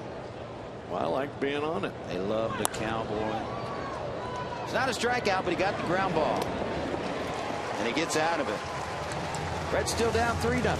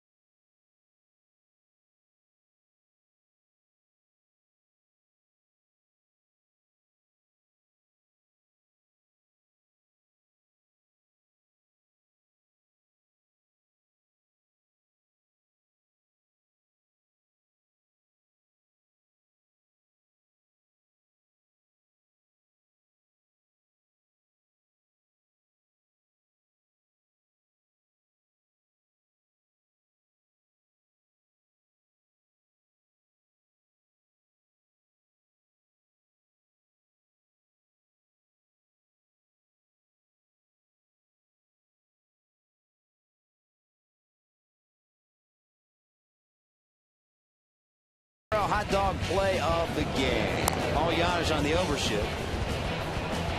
Goes to his right and makes the play.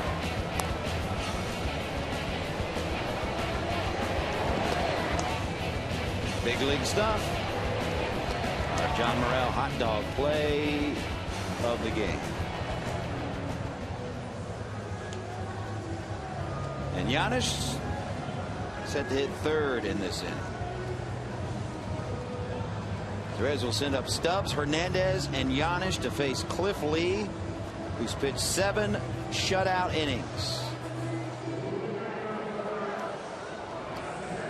Time to come on with it. I'd say it's time to come on with it. What were you going to say? He's from Benton, Arkansas. And many of you have probably heard before that in the offseason, works out with Red Travis Wood. That's correct. And if you're Travis Wood and you're a lefty, pretty good guy to work out with. Learn a little bit about pitching, a little bit about life, how you're supposed to handle your off-season workouts as well as your in-season workouts.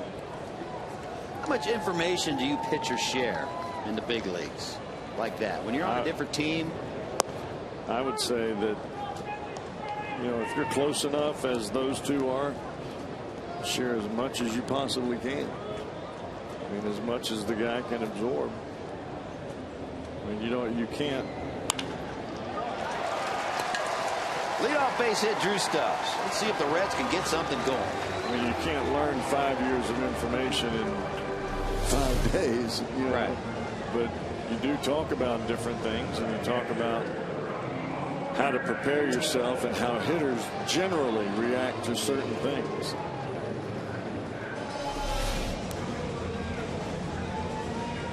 All right, the time is now. 1 on, nobody out.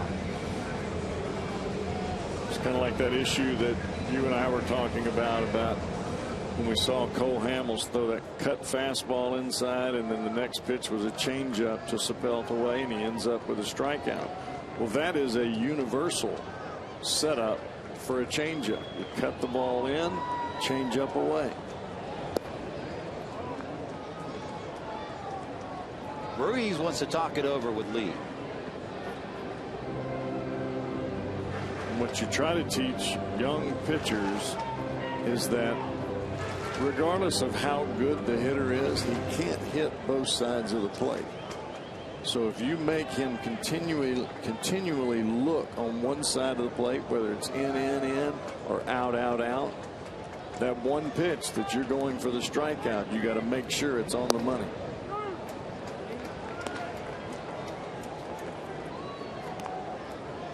So say I'm Travis Wood. I say, hey, how do you set up a guy? Do you set him up in the typical fashion like you said? Is there a secret that you have for? Depends on the pitches that you throw, but for a guy, let's say like Cliff Lee, that throws a cut fastball, a curveball, a changeup, got a pretty good fastball. He's facing a right-handed batter. He can throw curveball outside. He can throw cut fastball, backdoor outside, a changeup out there, and you get that hitter to keep looking out and looking out and looking out. Drive to center field. Victorino with room, 1 out. And as the count gets deeper, sooner or later that hitter is going to swing at one of those pitches that's out over the plate. Might foul it off, might miss it, foul it at home plate, something like that. But the more times that you go away, you're going to see that hitter really starting to lean towards that outside pitch. In order to get the called third strike, the money pitch, you throw that fastball right on the inside corner, not in off the plate where the hitter has to swing at it, because he's going to be surprised. When you surprise a hitter, you want it to be over the plate. Giannis first pitch swinging. Lazy fly ball to right and 2 down. Saturday's FoxSportsOhio.com takes high school football fans to the next level with multiple games streamed live in free zone More games, more excitement, more high school football action than anywhere else. It's FoxSportsOhio.com's Prep Zone, your high school football headquarters.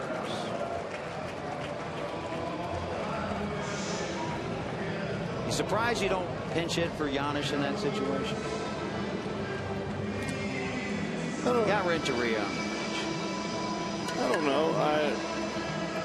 In this situation, I think you let the guy swing the bat. I mean, if you're going to pinch hit for him, then it needs to be somebody that can hit the ball out of the ballpark that's right-handed.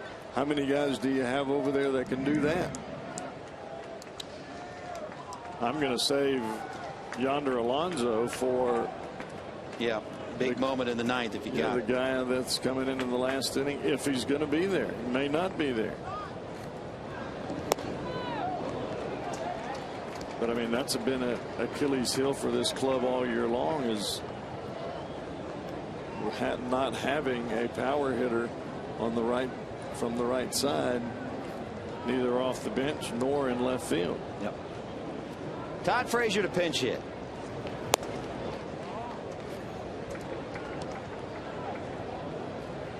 Did you understand what I was talking about the setting up of the? Oh no, absolutely. And the surprise pitch. Yes. The surprise pitch. That's why I asked, just for the the people out there that aren't pitchers. It's such a fine art form of pitch selection, especially at this level with these good hitters.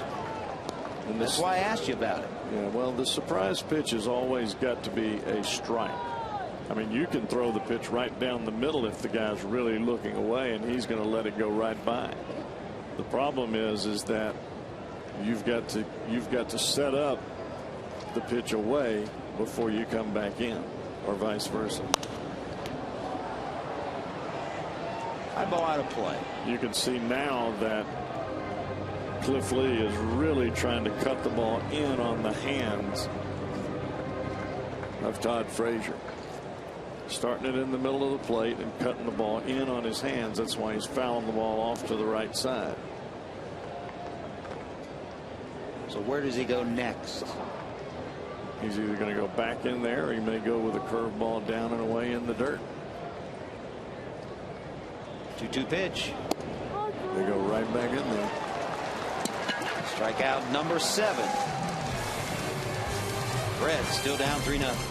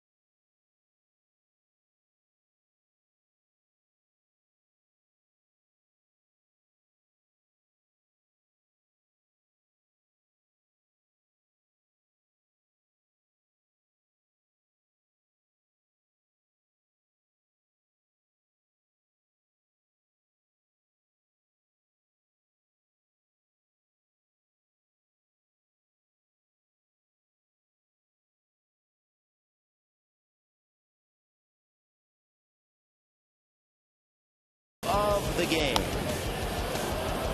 Ryan Howard, 2 home runs last night. Hunter Pence, 2 home runs last 2 nights.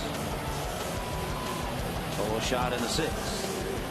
Phillies have a 3-0 lead. Hitting the road, take the Cincinnati Reds with you this season. Subscribe to MLB.TV today to see every Reds game live or on demand on your computer and your favorite devices. Visit Reds.com to order and get more details. MLB.TV, baseball everywhere. Left-hander Aroldis Chapman is the new pitcher for the Reds. 3-1 on the year with a 3.86 earned run average. Boy, look at the strikeouts per innings pitched. 61 in 39 2/3 innings. Only 19 hits. But the 32 walks, that's the place he's got to work on. Keep the walks down. Put himself together a phenomenal year out of the bullpen. Even half of those walks.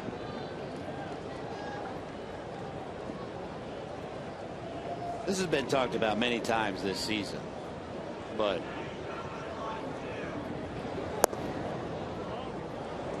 do you keep him in the pen? Would you like to see what he can do every 5th day? He seems to have electric stuff. Well, if it's me, I'm keeping him in the bullpen. I don't think that he's in a position that he's ready to start. He may be after next year. He may be in the middle of next year. But right now, he doesn't have enough control to pitch on every 5th day without burning up the bullpen. You cannot afford to have a starter go out and only pitch, throw 100 pitches in 3 innings. Number one, it's not good for him. And number two, it's not good for the bullpen. Is he closer material at this point? Well, I don't think there's any doubt about that. I don't question this kid's belly. He definitely has the intestinal fortitude, and I think the only thing that stops him right now from being absolutely light out pitcher every night is a little bit of a mechanical issue where he doesn't stay back all the way. That adrenaline gets the best of him.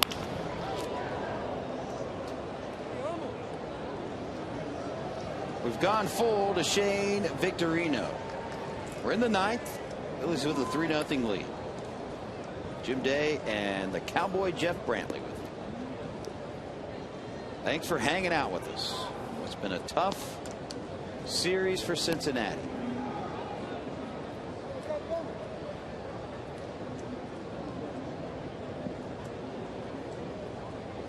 Victorino has scored 2 of the Phillies' 3 runs.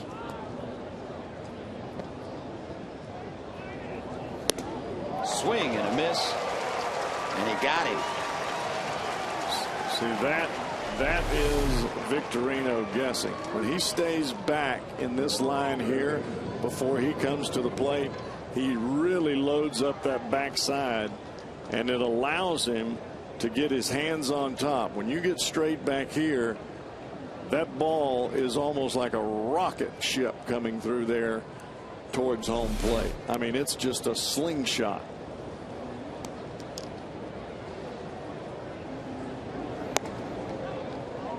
.99 on the gun. First pitch to Placido Polanco. 1 for 3 on the night. For Aroldis Chapman, in his mind, he should think slow, slow, slow, explode. Almost as though he's sneaking up on the hitter. Slow step back, slowly pick up the knee, and then bam.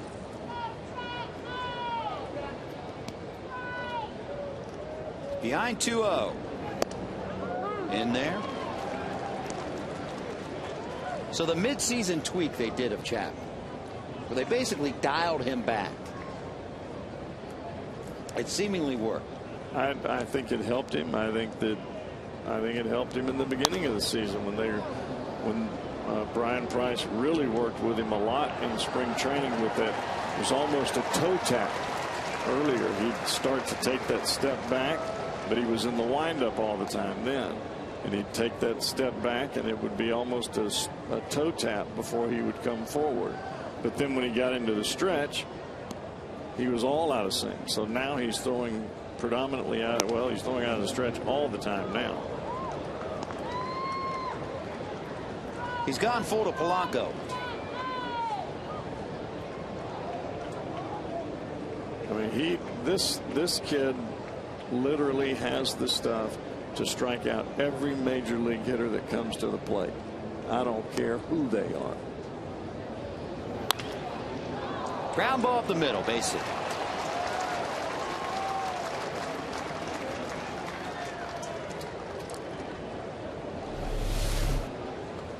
And this is Polanco at his best. He uses the velocity of the pitcher's fastball to send the ball back up the middle. Just gets the bat out there. As we said, a tough guy to strike out. He's on first with 1 out. But you saw the evidence of changing the eye level for Victorino early in that first at bat. Strike down low. That's a 99-mile-an-hour fastball. That is getting on you faster than you can blink. You blink, it's in the mitt. So the hitter has got to be swinging for that pitch right when he lets it go. And we've talked many times when he first came to the Reds. He, like the fans, was looking back at the radar gun in the stadium. Right. See what he threw. Right. And they got him over that, which has seemingly helped as well. But I think that when he starts to really command the breaking ball, and he has a breaking ball, it is a knee buckler. He also has a good move to first base.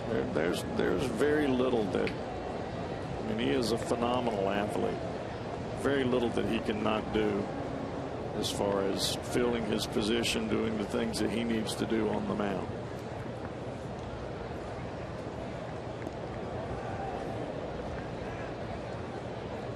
One pitch. Fly ball left. Pelt's got it. 2 down. And they're working obviously on him between the lines. But it's a work in progress off the field. Well, I mean, when you come from a different culture, you cannot speak the language. And basically, when he first got here, had the baseball IQ of maybe someone on a high school level. And that's not to demean him at all. That's just fact. That's just hard. What he was not taught in Cuba. And he stays with assistant trainer Tomas Berra, is helping him adjust to the American culture. There's Tomas. And it's tough. I mean, I can't even imagine how difficult it is, even after playing winter ball for a couple of years in Puerto Rico and the Dominican. That's not even close to what this kid's facing. Swing and a miss by Ryan Howard. That was the curveball right there. The bottom fell out of that one. And that wasn't even his good one.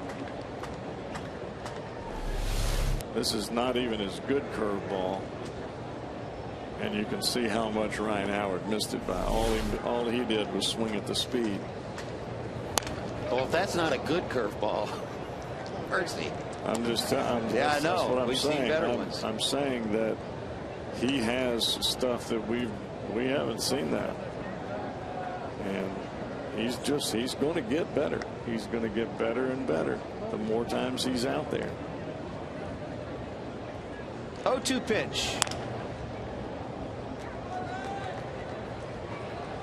And when it all comes together, I mean, obviously he's excelling now. When he fully adapts to the culture, when they teach him the game further about baseball, learns how to set up pitchers like you're talking, batters like you're talking about. You remember Adam Wainwright? He started out of the bullpen for the Cardinals. And he really learned his pitching acumen out of the bullpen in a World Series type environment.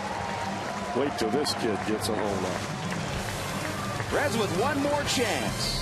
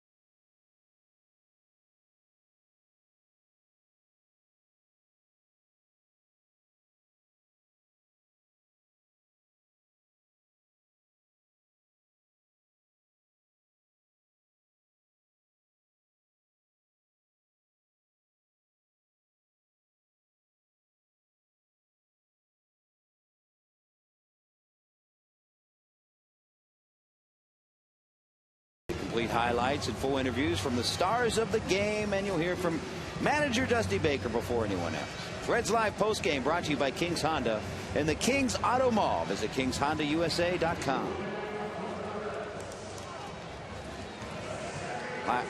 Last chance for Dusty Baker's Redlegs. Comeback wins, National League. Reds trail only the Arizona Diamondbacks in that category. 36 of them.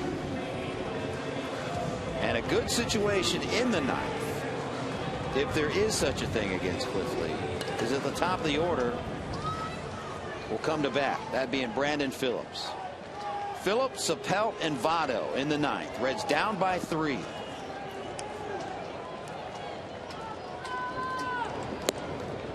Reds with 5 hits on the night, but have had 1 runner reach second base safely. That was Ramon Hernandez in the 3rd inning. And have not had more than 1 runner on at a time tonight. Lee has been on his game. Ground ball 3rd. Polanco, Howard, 1 down. Tonight is Lee's 10th start with 7+ innings pitched and no runs.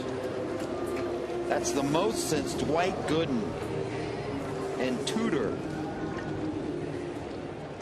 had 11 each in 1985. John Tudor. You can't teach somebody to want it this bad. Comes with the package. And I can assure you that number 33 out there, he wants these next 2 outs as bad as, well, about as bad as you can want them. Popped it up. Who wants it? Howard does, and he's got it, and the Reds down to their last out.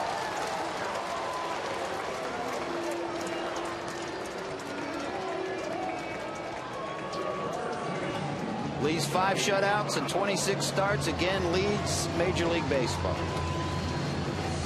The 33-year-old, 2008 Cy Young Award winner, 3-time All-Star.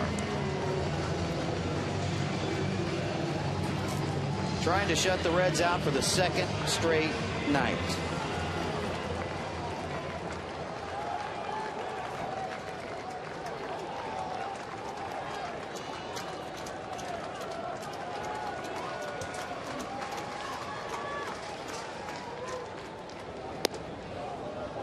Joey Votto, Reds' last chance.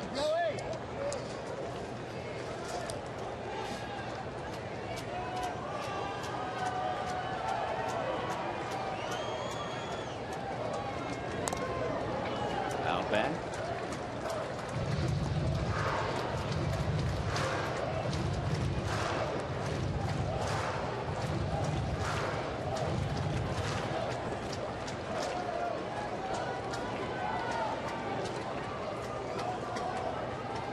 One pitch. Swung on. Deep drive. That'll reach the wall. And Votto will reach second.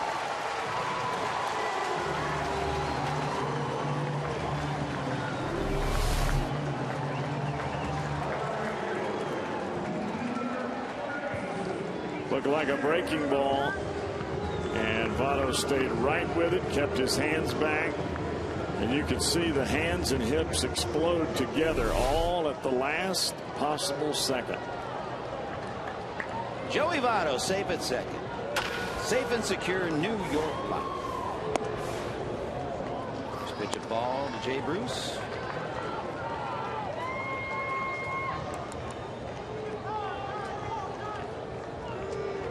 So Brandon Phillips with us out here in the ninth. Barring the Reds tying it up, his 13-game hit streak will end. A season high for any Reds player.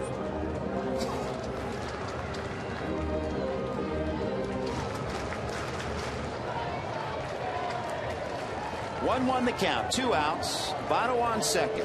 Reds down 3-0.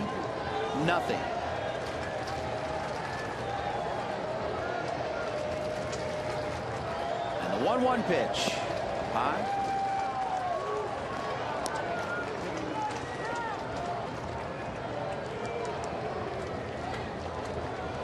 Cliff Lee sitting on 110 pitches on the night.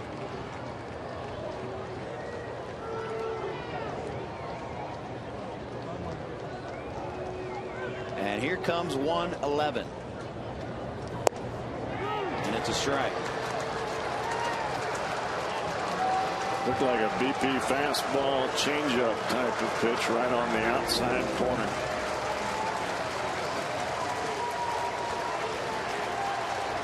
Perfectly placed as well.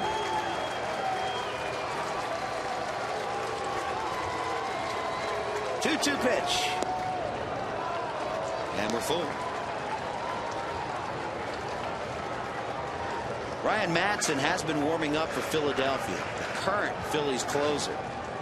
He's warming up and ready to go just in case perhaps Bruce gets aboard. Foul back. Right-hander Miguel Cairo on deck. Red's trying to get the tying run to the plate if Bruce can get on.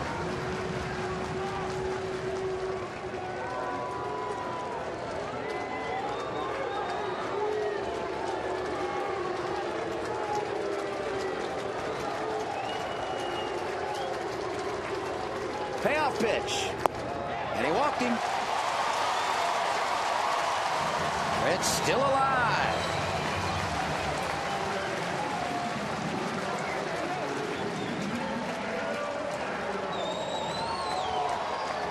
Ruiz is going to talk it over with Lee. 114 pitches. Charlie Manuel so far staying put in the dugout. I think this is as much to give him a breather, give him a little bit of encouragement.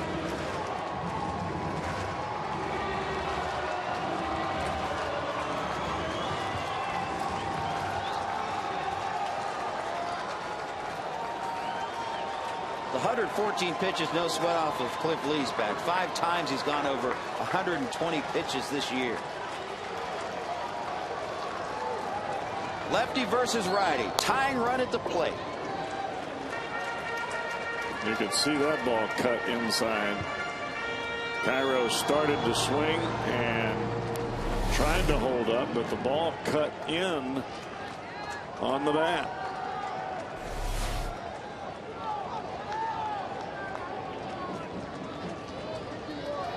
Cairo, the hero on this past Friday night. He's been the hero a few times this year. Can he do it now? He's behind 0-2.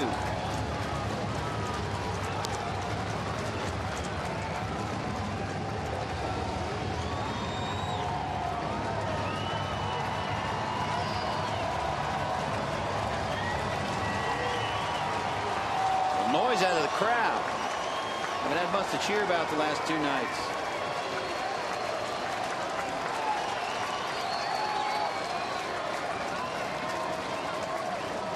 Lee's got what he wants. And the 0-2 pitch. Hit him. And the bases are loaded. Now Charlie Manuel's got a decision to make. And he just made it. He's going to go out and talk to him, I think. I don't think he wants to take him out of the game. He hadn't pointed yet.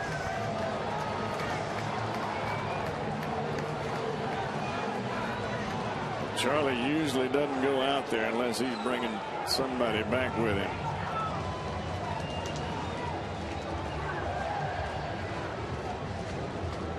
He's saying something to the home plate umpire and the first base umpire. In fact, he wants to talk to first base umpire Jim Wolf.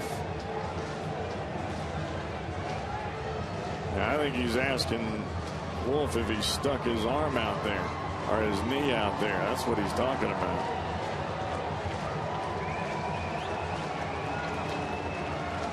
There's a breaking ball, a big sweeping curveball down and in. And that's exactly what Charlie Manuel was talking about is that he stuck his leg out there and let him hit it. Madsen coming in. Lee will leave. 2 outs, bases loaded in the bottom of the 9th.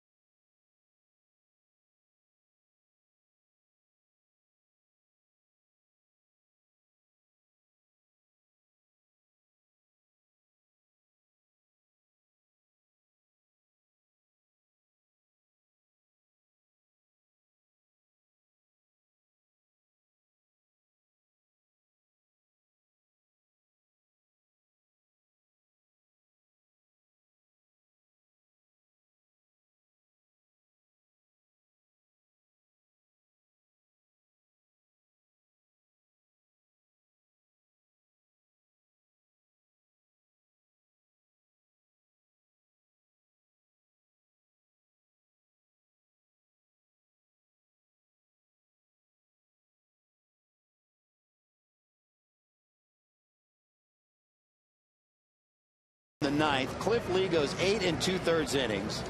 Cannot retire that 27th out. Ryan Madsen, the Phillies closer, comes in from the pen, and quite the situation. Well, it is definitely a crazy situation for Madsen, coming in with the bases loaded. 3-2 on the year, looking for his 25th save. And he's facing a batter that he faced in Game 1. Alonso was in the lineup in Game 1. Madsen came on to get the save in relief. And he ended up striking out the young left-hander. So we'll see how it goes this time around. See what yonder's got. First pitch of ball.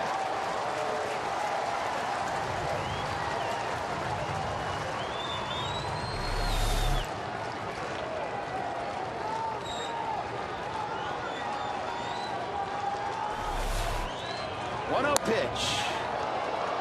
Out of play.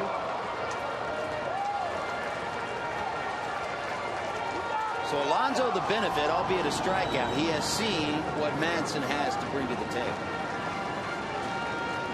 Well, the thing for Alonso in that first at bat, he had a changeup that was called a strike that was off the plate. And he had to go after that 2-strike pitch that we just showed you that was well off of the plate. Tying run at first. 1-1 pitch. Hopped him up. And the Phillies shut out the Reds for the 2nd straight night. Cliff Lee, your winner. Win number 15 on the season for Cliff Lee. And the Phillies move their record to 86-46. And 40 games over 500. I guarantee you Charlie Manuel did not want to take him out of the ball game. But you, as a manager, you cannot leave your starting pitcher in the ball game with a chance to lose it. And with Alonso coming to the plate, a grand slam, he would have lost the ball game after pitching one heck of a game. It was a smart managerial move by Charlie Manuel. He was not happy with the issue with Miguel Cairo getting hit by the pitch. That was obvious. But he is happy with the win. Phillies win 3-0. More to come on Fox Sports Ohio. Reds Live post game. Jeff McCorrell standing by. Well, thank you very much, gentlemen. I'll tell you what, guys, boy, tough night again for the Red Legs. Tonight, they're able to scratch out 6 hits against Cliff Lee as he goes 8 2/3 and picks up his 15th victory of the year. Pitching, and more pitching. That's what the Reds have seen in the first 2 games of this amazing series, or the first 3 games, I should say. And tomorrow is the final game, and they get a game in the name of Worley, who's only 9-1, and he's their number 5 starter. But coming up on Reds Live, we'll take you back and show you the highlights of this one. We'll go inside the clubhouse and hear from Dusty and others. And again, the final score tonight, it was Philadelphia, 3-0 winner over the Reds. We'll be back to tell you all about it right after this. Stay with us.